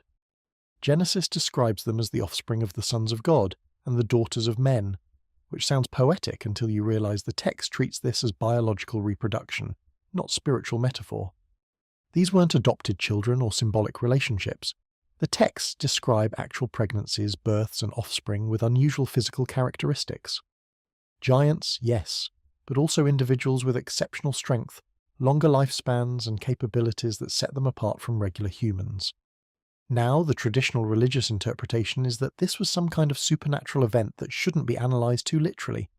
Angels are spiritual beings, humans are physical beings. Somehow these categories mixed, and you get giants. Don't think about it too hard. Except when you actually read the accounts, there's nothing vague about them. The women were pregnant for normal human gestation periods. The births were physical events. The offspring grew up, ate food, had their own children in some cases, and eventually died. These weren't spirit beings, they were biological entities with unusual genetics. Here's where modern science makes this whole thing even more interesting.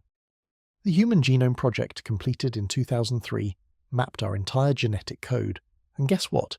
Huge sections of it don't make sense from a standard evolutionary perspective. About 98% of our DNA doesn't code for proteins. It's what scientists initially called junk DNA, because they assumed it had no function. Turns out a lot of that junk actually does important regulatory work. But here's the thing, some of it really does seem to be just sitting there, dormant, like code that's been commented out in a program. It's there, but it's not doing anything. Almost like someone inserted it for a purpose that either hasn't been activated yet or served a purpose in the past that's no longer needed. Even more intriguing, humans have genetic sequences that appear to have been inserted rather than inherited through normal evolutionary processes. Horizontal gene transfer from viruses can explain some of this, but not all of it. Some sections of human DNA show characteristics that suggest they were added intentionally, rather than acquired gradually through natural selection. It's like finding a paragraph in a book that's written in a completely different style and references information that shouldn't exist yet in the narrative. Either it's a very weird editing error, or someone made deliberate insertions. The number of chromosomes in humans is also kind of odd. Most great apes have 24 pairs of chromosomes. Humans have 23 pairs. At some point in our evolutionary history, 2 chromosomes fused together, creating chromosome 2 in humans. This fusion is well documented, and you can see the evidence in our DNA. There are remnants of telomeres and centromeres in the middle of chromosome 2 where the fusion occurred. But the timing and circumstances of this fusion are debated, and some researchers have pointed out that the fusion appears to have happened relatively recently in evolutionary terms, and spread through the entire human population remarkably quickly. Almost like it was selected for very strongly, or introduced through a bottleneck event that affected all subsequent human populations. Now, I'm not saying ancient aliens definitely edited human chromosomes. But if you were an advanced civilization looking to modify a primate species to make them more compatible with your own genetics, or to give them enhanced capabilities, fusing 2 chromosomes to change the total number and then selecting for that, trait would be exactly the kind of foundational edit you might make. It's like changing the basic architecture of the operating system before adding new features on top. Ancient texts describe the process of creating the Nephilim with surprising biological detail. They don't describe mystical transformations or divine magic. They describe reproduction, pregnancy. The texts specify that the Watchers took wives from among human women and had children with them. The language used is the same language used for normal human reproduction throughout these texts. The only difference is one parent isn't human, and the offspring have unusual characteristics. The Book of Enoch gets even more specific, describing how the Watchers defiled themselves with the daughters of men, and how these women bore to them giants. The offspring are described as consuming enormous amounts of food, growing to unusual size, and eventually turning on humanity when regular food sources couldn't satisfy their needs. These aren't metaphorical giants of spirit or moral corruption. These are biological entities with enhanced metabolic needs and physical capabilities that made them incompatible with normal human society. It's exactly what you might expect if you crossed human genetics with something designed for a larger body mass and different environmental conditions. Some of the Nephilim are named in various texts and described as having specific unusual abilities. Not magic powers, specific enhanced capabilities, exceptional strength, enhanced senses, longer lifespans. The ability to learn skills faster than normal humans. If you were designing a hybrid species combining human adaptability with enhanced physical and cognitive capabilities, you'd probably end up with exactly these kinds of traits. The descriptions read less like mythology and more like a breeding program outcome report. The ancient Sumerian texts describe similar concepts with different terminology. The Anunnaki allegedly created workers by mixing their essence with primitive humans. The Atrahasis epic describes the goddess Nintu mixing clay with the blood of the gods to create the first humans. Now, clay is a weird ingredient for human creation, unless you interpret it as referring to basic biological material, the physical elements. And blood, which ancient peoples understood carried life force and hereditary traits, would be a logical way to describe genetic material. Mix the local biological substrate with advanced genetic material, and you get a hybrid species designed for specific purposes. What's particularly interesting is that multiple ancient cultures describe humanity as being created or modified for specific purposes. The Sumerian texts suggest humans were created as workers for the gods. The biblical account in Genesis describes humans as being created to tend the garden and later to populate and manage the earth. These aren't just creation myths about divine will, they're describing biological engineering with purpose and design specifications. You create a species that's intelligent enough to follow complex instructions and learn new tasks, but not so advanced that they'll immediately rebel or become unmanageable. You give them enough physical capability to do useful work, but keep them dependent on you for advanced knowledge and technology. It's workforce development, ancient addition. The question of why anyone would create or modify an entire species becomes less mysterious when you consider the practical applications. Let's say you're a technologically advanced civilization that needs to extract resources from a planet or conduct long-term research, but the environment is hostile to your biology, or your population is too small to sustain a major operation. You could bring in massive equipment and personnel from home, which is expensive and logistically complex. Or you could modify the local intelligent life to be compatible with your genetics, capable of working in the local environment and able to serve your purposes. Then you educate them enough to be useful, but not so much that they become competitors. It's exactly what colonizing powers have done throughout human history, just with better technology. The genetic modification wouldn't even need to be that extensive. You're starting with primates that are already relatively intelligent and adaptable. You just need to make targeted enhancements, increase cognitive capability by modifying brain development, extend lifespan to make training and education more worthwhile, maybe adjust immune systems or metabolic processes to handle different conditions, reduce aggressive tendencies to make them more cooperative. The Nephilim might have been prototype hybrids, first-generation crosses that had too much of the advanced genetics and not enough human baseline, making them unstable or incompatible with sustained integration into human society. This would explain why ancient texts describe the Nephilim as ultimately being destroyed or dying out. They weren't the final product. They were a development phase, too large, too aggressive, too metabolically demanding to be sustainable. The later human populations might represent refined versions where the genetic modifications were better balanced with human baseline genetics, creating a stable hybrid that could reproduce and maintain the enhanced traits without the problems the Nephilim exhibited. It's like alpha testing versus the stable release version. The Nephilim were the beta test that revealed design flaws. Modern humans showing up in the archaeological record about 300,000 years ago, with no clear evolutionary precursor, has always been a bit of a puzzle. We've got Homo erectus, then a gap, then suddenly anatomically modern humans with larger brains and different skeletal structure. The traditional explanation involves a missing link we haven't found yet. But if you're looking at this through the lens of deliberate genetic modification, the gap makes perfect sense. You don't evolve from Homo erectus to modern humans. You engineer modern humans using Homo erectus as the base stock, which is why there are similarities but also discontinuities that don't quite fit the gradual evolution model.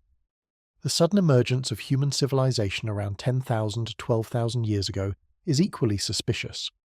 For hundreds of thousands of years, anatomically modern humans are hunter-gatherers with relatively simple tools and social structures. Then suddenly, boom, agriculture, permanent settlements, writing, mathematics, astronomy, monumental architecture, complex social hierarchies, all within a few thousand years. The standard explanation is that climate changes after the last ice age created conditions favourable for agriculture, which enabled everything else. But that doesn't explain the knowledge base. Someone had to figure out agriculture, metallurgy, irrigation, astronomy, and writing systems, all in relatively rapid succession, unless someone taught them, which is exactly what the ancient texts claim happened. The timing of these developments correlates with the period when ancient texts describe the Watchers descending and sharing knowledge with humanity.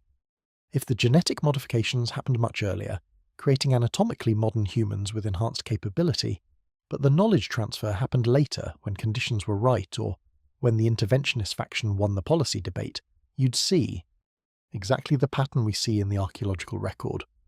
Humans with the hardware sitting around for thousands of years not doing much, then suddenly receiving the software update and taking off.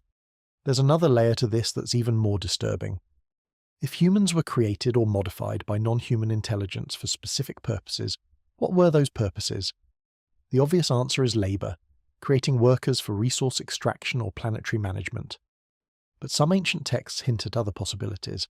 Humans as an experiment in hybridizing different genetic lineages.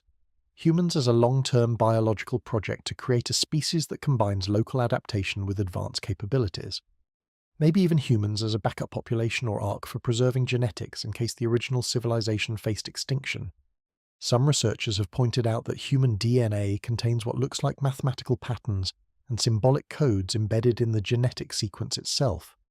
Not random mutations or functional genetic material, but patterns that appear deliberate.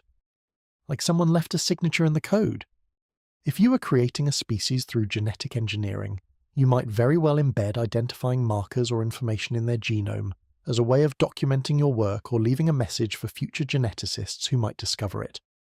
It's exactly what human genetic engineers do now when they modify organisms. They insert marker sequences so you can identify engineered organisms versus natural ones. The junk DNA might not be junk at all, but rather dormant code that could be activated under the right conditions. This is speculative, but if you're engineering a species for long-term development, you might include genetic sequences that are designed to activate at specific developmental stages. Humanity is only 300,000 years old as a species and has only had technological civilization for about 10,000 years. If the designers were thinking on timescales of millions of years, there might be genetic programs that haven't kicked in yet because we haven't reached the trigger conditions. What would those trigger conditions be? Maybe technological development to a certain level, maybe population reaching a specific threshold, maybe environmental conditions changing in particular ways, maybe even contact with the original designers or their descendants. Some researchers have suggested that human evolution might be guided by programmed genetic changes that activate at predetermined points, pushing us towards specific developmental milestones. It's like a time-released medication, but for evolution. The ethical implications of all this are staggering.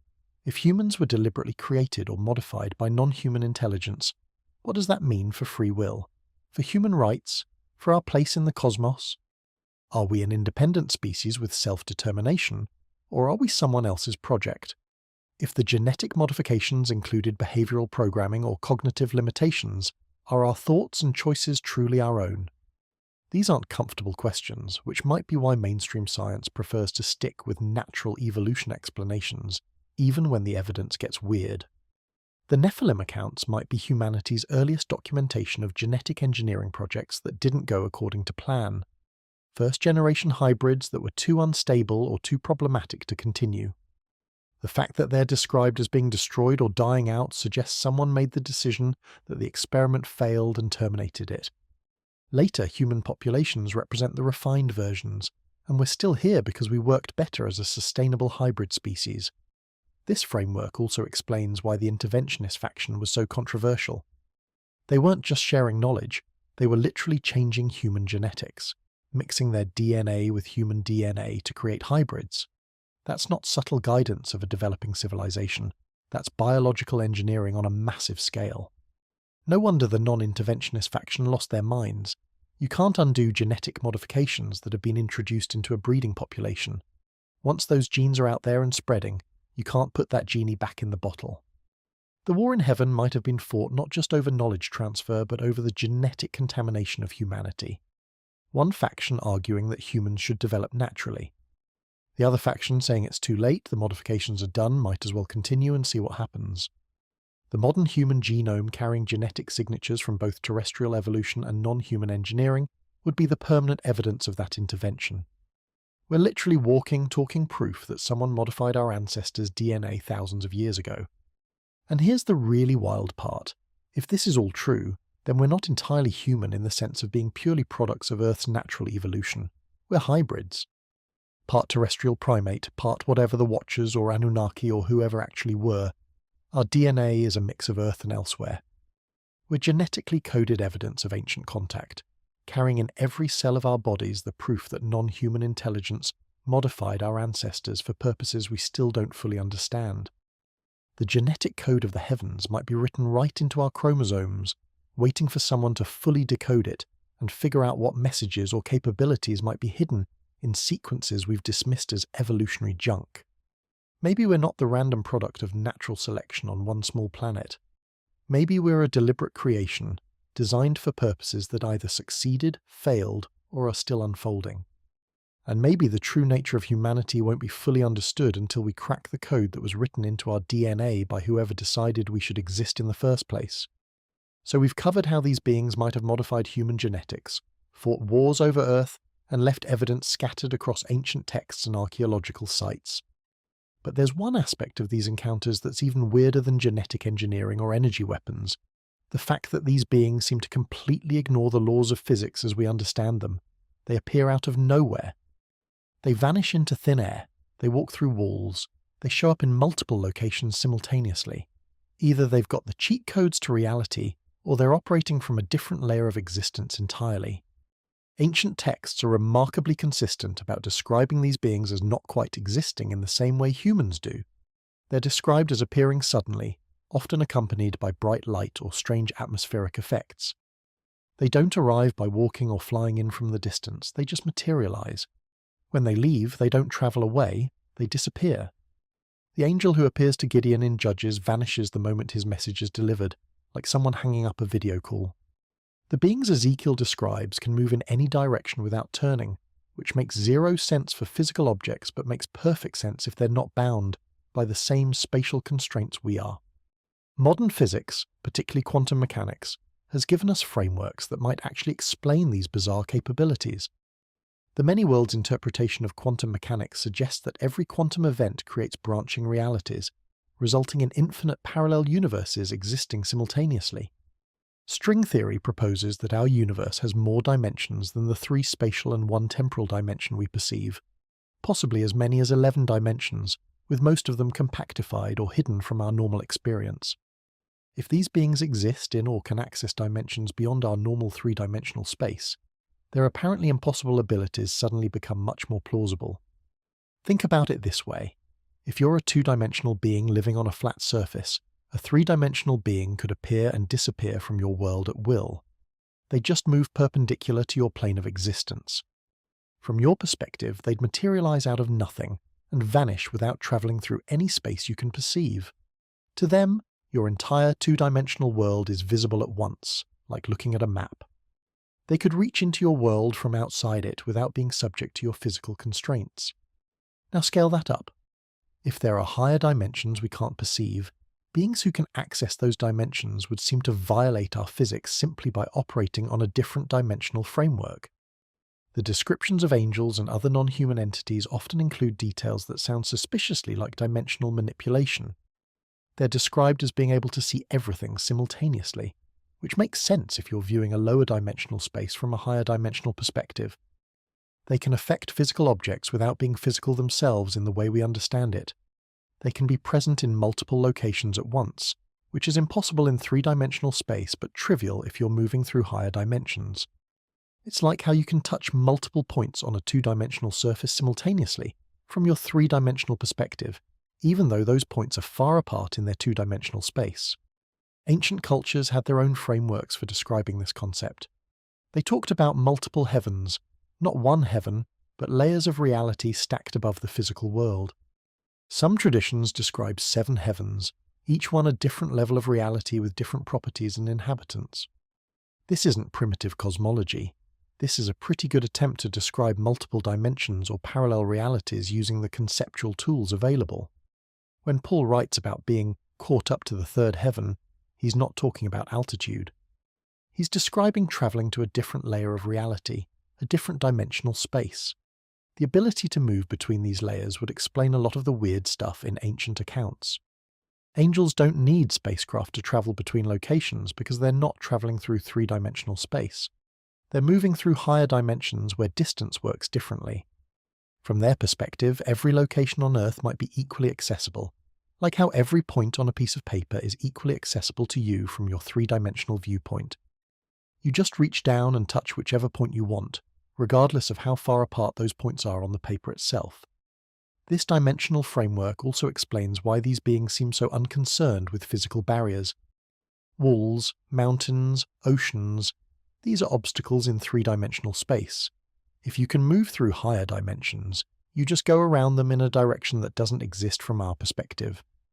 The angel releasing Peter from prison doesn't need to pick the lock or tunnel through the walls. He just accesses the cell from a dimensional angle where the walls don't extend, walks Peter out through that dimensional route, and returns him to normal three-dimensional space outside the prison.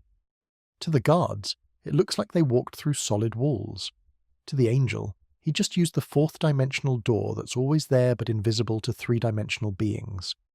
Quantum entanglement provides another possible framework for understanding these capabilities. Entangled particles maintain correlation regardless of the distance between them, suggesting some kind of connection that operates outside normal space. If these beings understand and can manipulate quantum entanglement at a macroscopic level, rather than just at the particle level, they could potentially create instant communication or even transportation between distant points. The Star Trek transporter, except it actually works and doesn't need to ask permission from the screenwriters. The fact that encounters with these beings often involve time distortion is another clue we're dealing with dimensional manipulation. People report experiencing what feels like hours during an encounter that physically lasted only minutes, or the opposite, feeling like only minutes passed when hours have gone by. If these beings can access temporal dimensions the way we access spatial dimensions, they could create pocket realities where time flows differently. It's like entering a video game where time passes differently than in the real world, except this is actually happening in physics rather than on a screen. Now let's talk about where these dimensional crossings seem to happen most frequently. Because if there are natural weak points or access nodes where moving between dimensions is easier, you'd expect to see patterns in where encounters occur. And guess what? There are absolutely patterns. Certain locations worldwide have disproportionately high rates of reported encounters with non-human entities, UFO sightings, and other anomalous phenomena.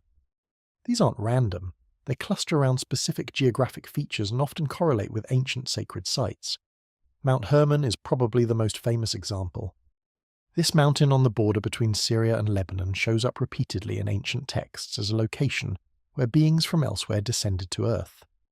The Book of Enoch specifically identifies it as where 200 watchers made their oath and committed to their intervention with humanity. Now you could argue that mountains are naturally considered sacred, but Hermon isn't the tallest or most impressive mountain in the region. What it is apparently is a dimensional access point, a place where the barrier between our reality and others is thinner, or where some natural phenomenon makes crossing easier. The interesting thing about Hermon is that it sits on a major geological fault line and has unusual magnetic properties. The area shows magnetic anomalies that don't match the surrounding geology. If dimensional portals or access points require specific conditions, maybe particular magnetic field configurations or quantum effects from geological stress, then locations with unusual magnetic or tectonic characteristics would be natural candidates. It's like how your Wi-Fi works better in some parts of your house than others because of the physical environment and interference patterns. Dimensional portals might have similar environmental requirements. Stonehenge is another location that shows up repeatedly in accounts of unusual phenomena. This massive stone circle was constructed with such precise astronomical alignment that it demonstrates advanced knowledge of celestial mechanics. But beyond the astronomy, the location itself has unusual magnetic characteristics.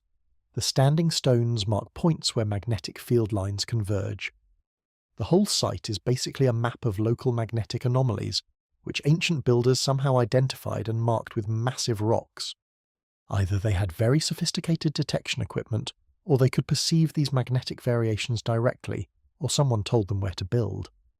The Great Pyramid of Giza and the surrounding Giza Plateau have been the subject of so much speculation that serious researchers often avoid the topic entirely. But there are genuine mysteries about the location that don't require ancient alien theories to acknowledge.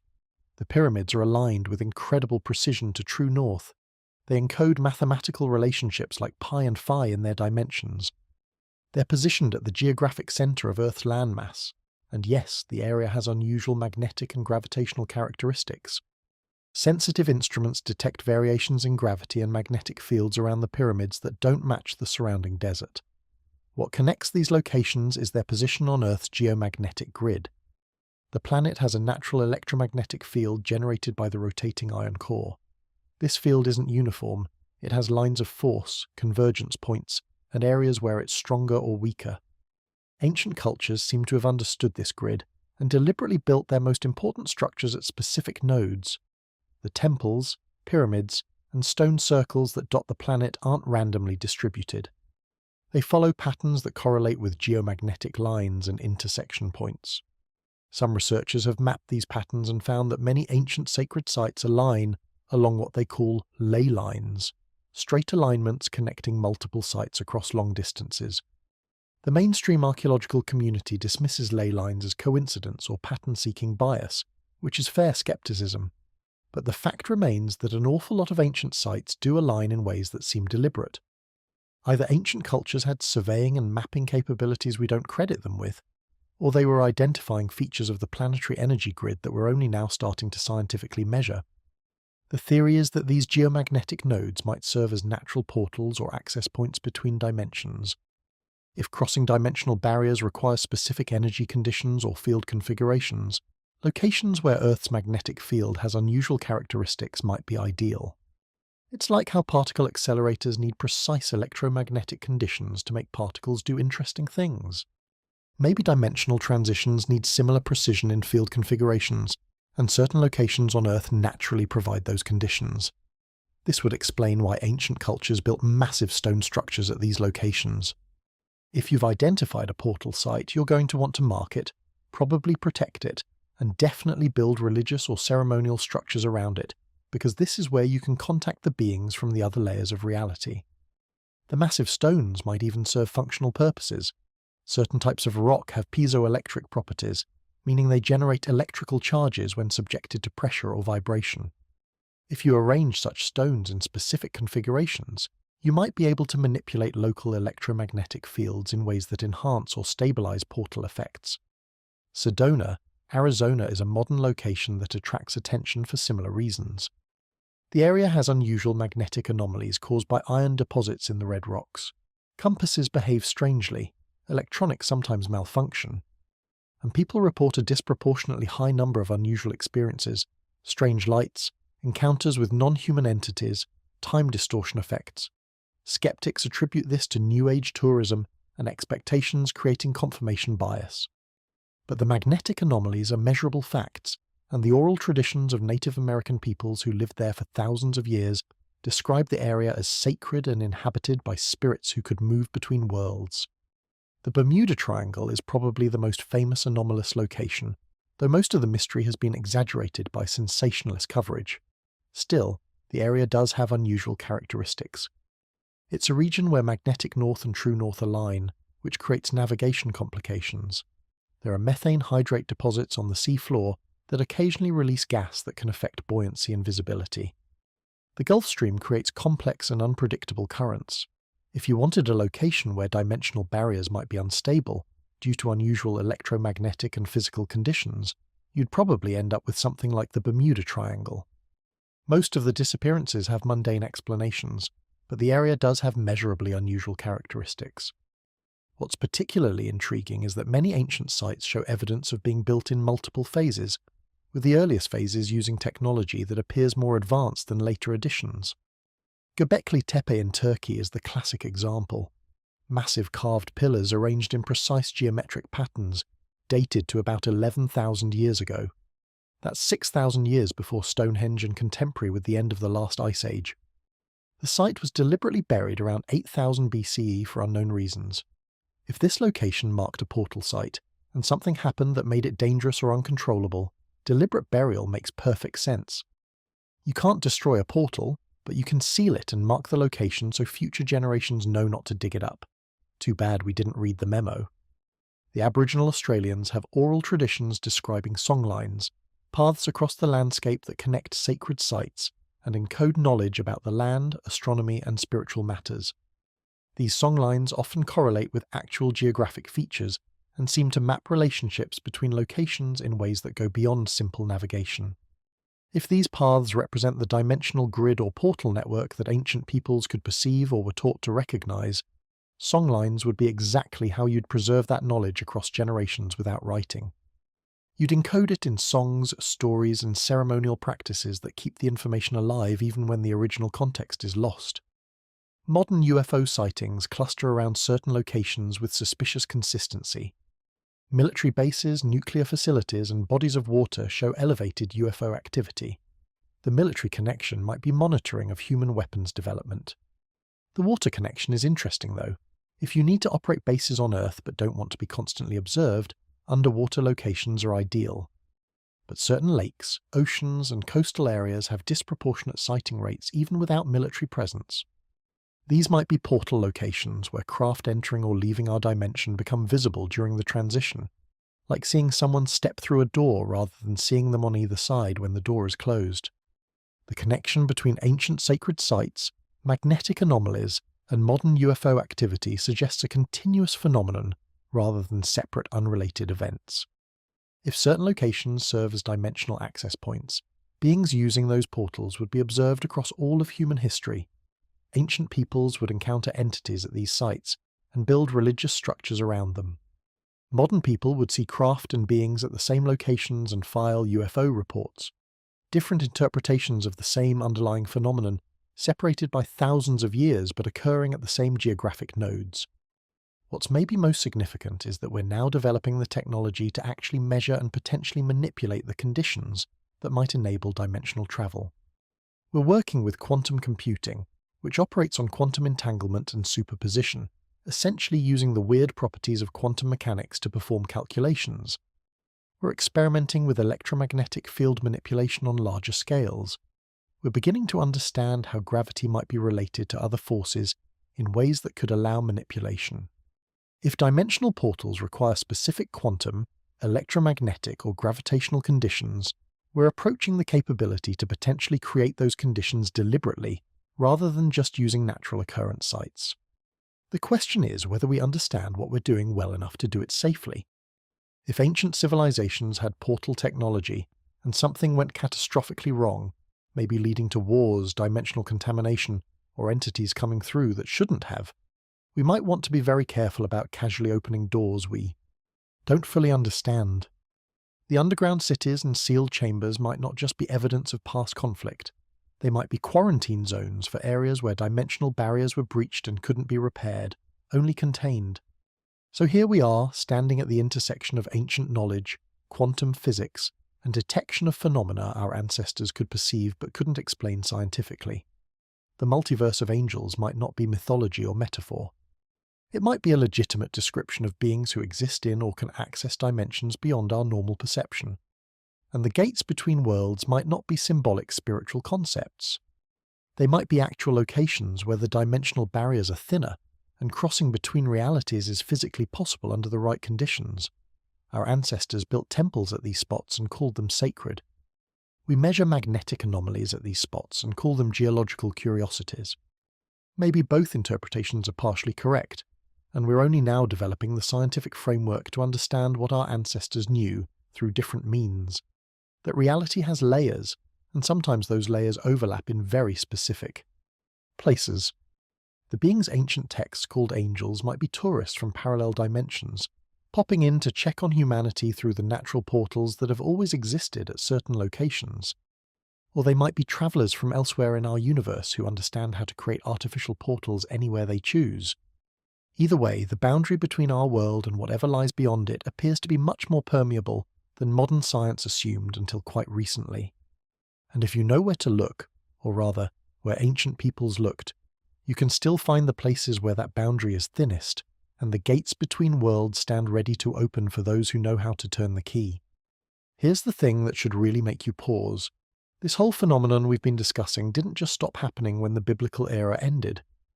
We've been acting like ancient contact was this closed chapter of history, something that happened back then but definitely not now because we're modern and rational and have smartphones. Except the encounters never stopped, they just got rebranded. What ancient peoples called angels and divine messengers, we now call unidentified aerial phenomena and extraterrestrial biological entities. Different terminology, same basic weirdness. Let's start with the modern UFO phenomenon, which officially began in 1947 when pilot Kenneth Arnold reported seeing 9 unusual objects flying near Mount Rainier in Washington. He described their movement as like saucers skipping on water, and the press ran with flying saucers, creating the term that would define the phenomenon for decades. But here's what's interesting. The characteristics Arnold described match ancient accounts remarkably well.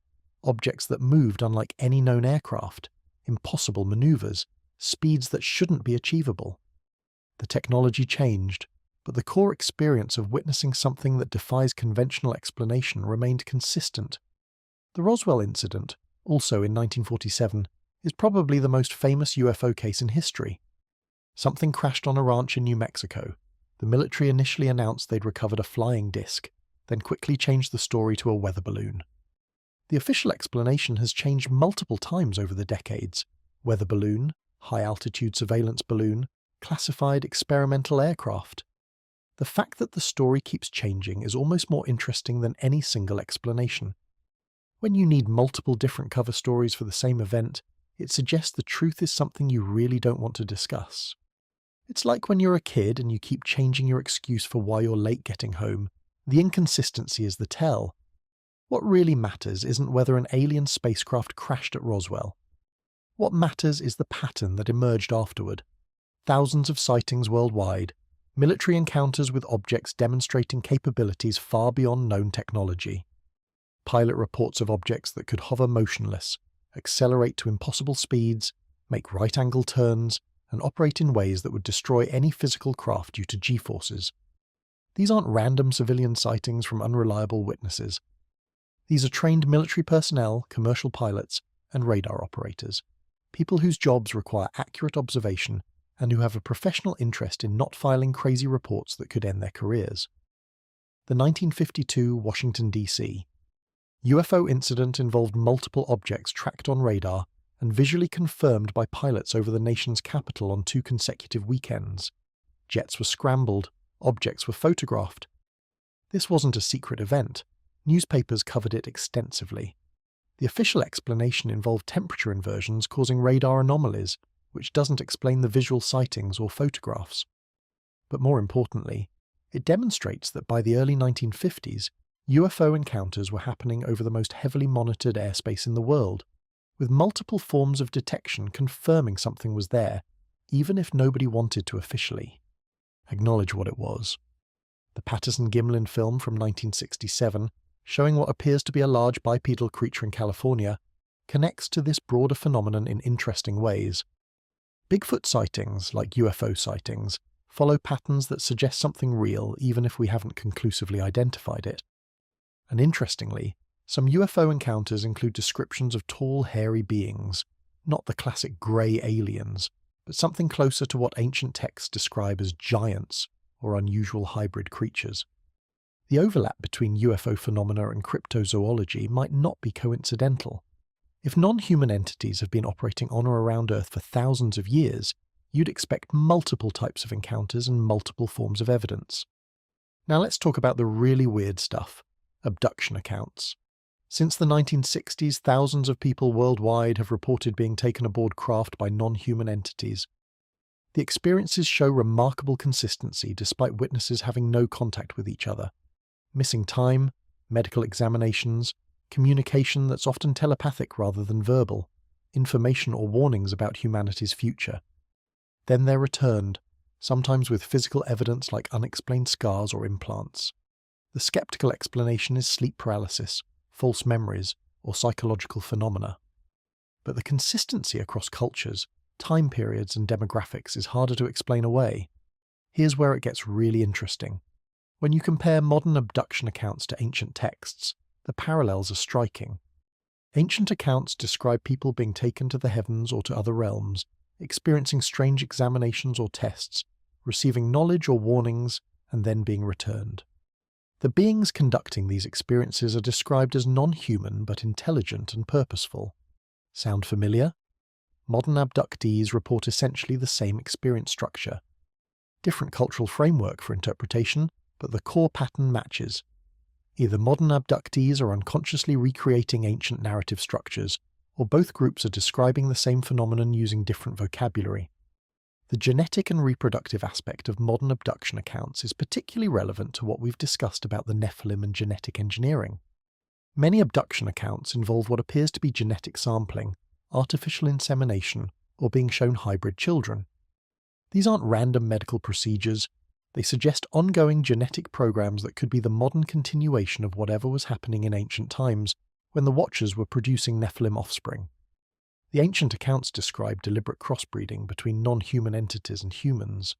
Modern accounts describe the same thing, just with more medical precision and different technology. The objective appears unchanged: genetic mixing between human and non-human biology. Military encounters with UFOs have become increasingly acknowledged in recent years. The USS Nimitz incident from 2004 involved multiple Navy personnel, including highly trained pilots, encountering objects that demonstrated flight characteristics impossible for known technology. The objects were tracked on multiple radar systems, observed visually, and some of the encounters were recorded on infrared targeting cameras. The released footage shows objects that accelerate from hover to supersonic speeds instantly, move against wind patterns, and demonstrate energy signatures that don't match any known propulsion system.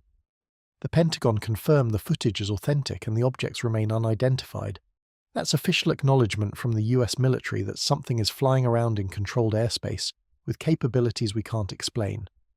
The pattern of UFO interest in nuclear facilities is particularly telling. Since the 1940s, there have been numerous documented cases of UFOs appearing over nuclear weapons facilities, missile silos, and nuclear testing sites. Some accounts describe objects that interfered with missile systems, temporarily disabling them.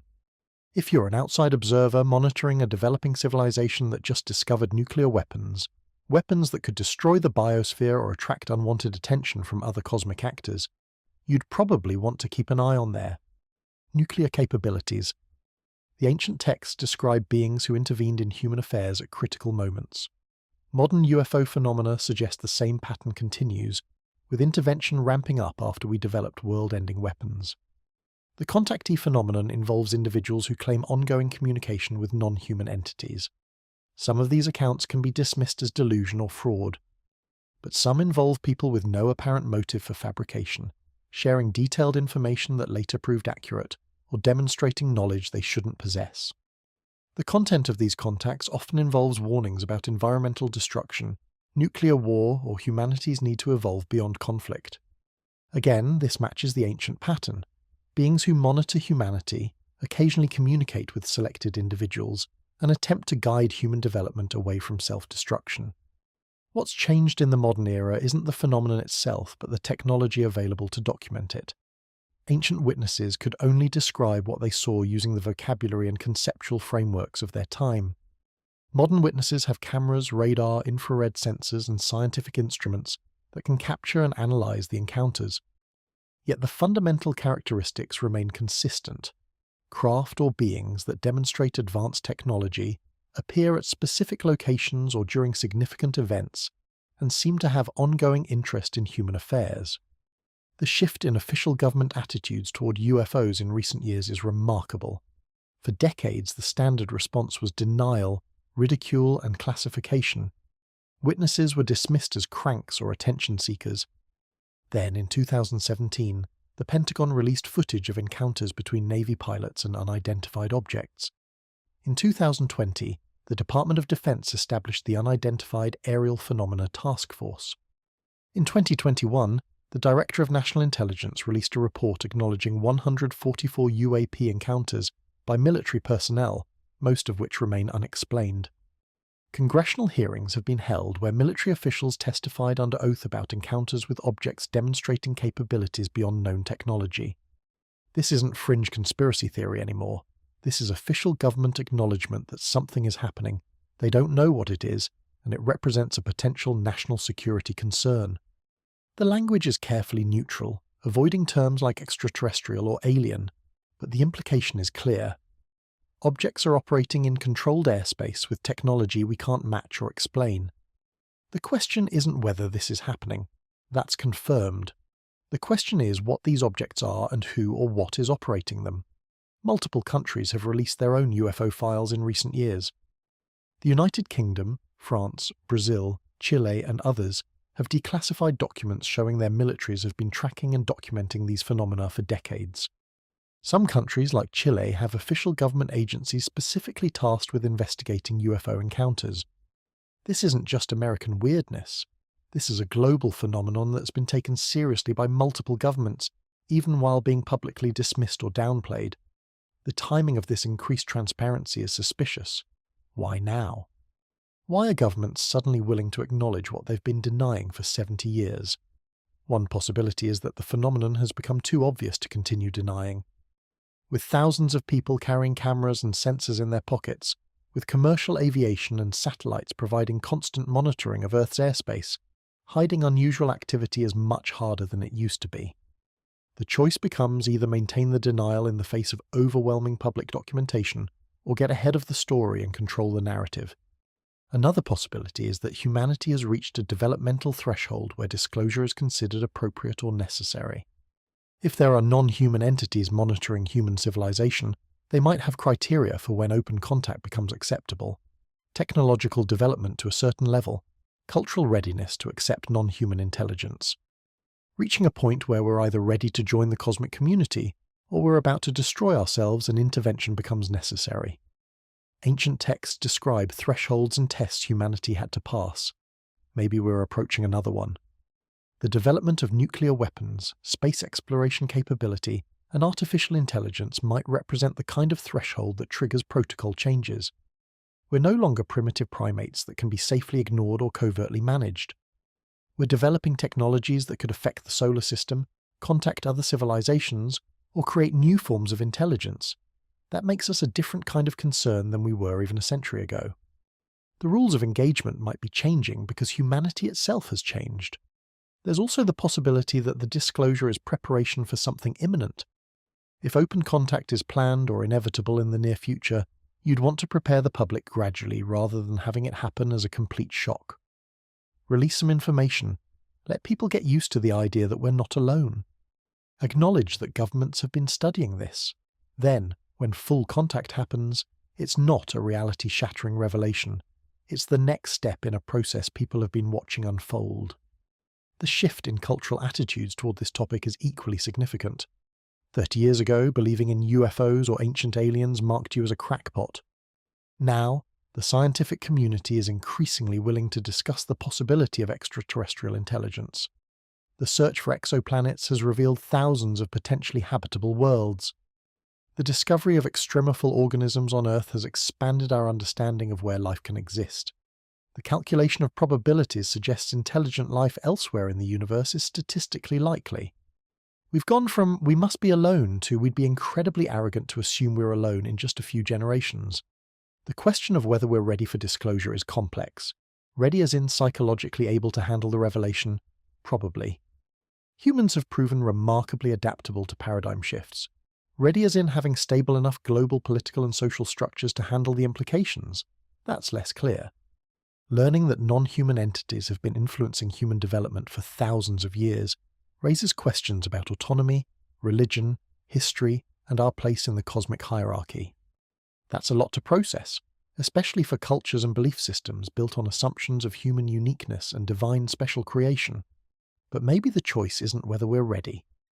Maybe the timeline is being forced by circumstances beyond anyone's control. Climate change, nuclear proliferation, artificial intelligence development, and space exploration are all reaching critical points in the next few decades. If there are entities monitoring these developments with concern, they might decide intervention is necessary regardless of whether humanity feels ready for it. You don't wait until the kid feels ready to stop them from playing with matches. You intervene when the situation demands it. The ancient texts describe cycles of contact and withdrawal. Periods when the beings were openly present and interactive, followed by periods of absence or minimal contact. Maybe we're at the end of a withdrawal period and approaching a return to open interaction. The underground cities, the portal sites, the ongoing surveillance suggested by modern UFO activity, all of this could be infrastructure and monitoring from entities who never actually left, but maintained low profiles while humanity developed. Now that we're reaching a critical threshold, the training wheels come off and we find out what our actual role in the cosmic scheme really is. So here we are, living through what might be the transition period between secret contact and open acknowledgement. Ancient humans looked up at lights in the sky and called them angels or gods. We look up at lights in the sky and call them unidentified aerial phenomena. In a few years or decades, we might look up at those same lights and call them by their actual names, whatever those turn out to be. The phenomenon hasn't changed. Our understanding of it has evolved. And if the pattern of increasing disclosure continues, we might be the generation that finally gets the full truth about what our ancestors were trying to tell us when they wrote about visitors from the heavens who never really left. The boundaries between ancient history and modern reality, between mythology and documented fact, between past contact and future revelation, are dissolving. We're not discovering something new, we're remembering something very old that was deliberately obscured or forgotten. The unseen worlds from underground to the heavens might be about to become very visible indeed. Whether we're ready or not, the gates between realities appear to be opening, and whatever comes through those gates next might finally answer the questions humans have been asking since we first looked up at the stars and wondered if anyone was looking back.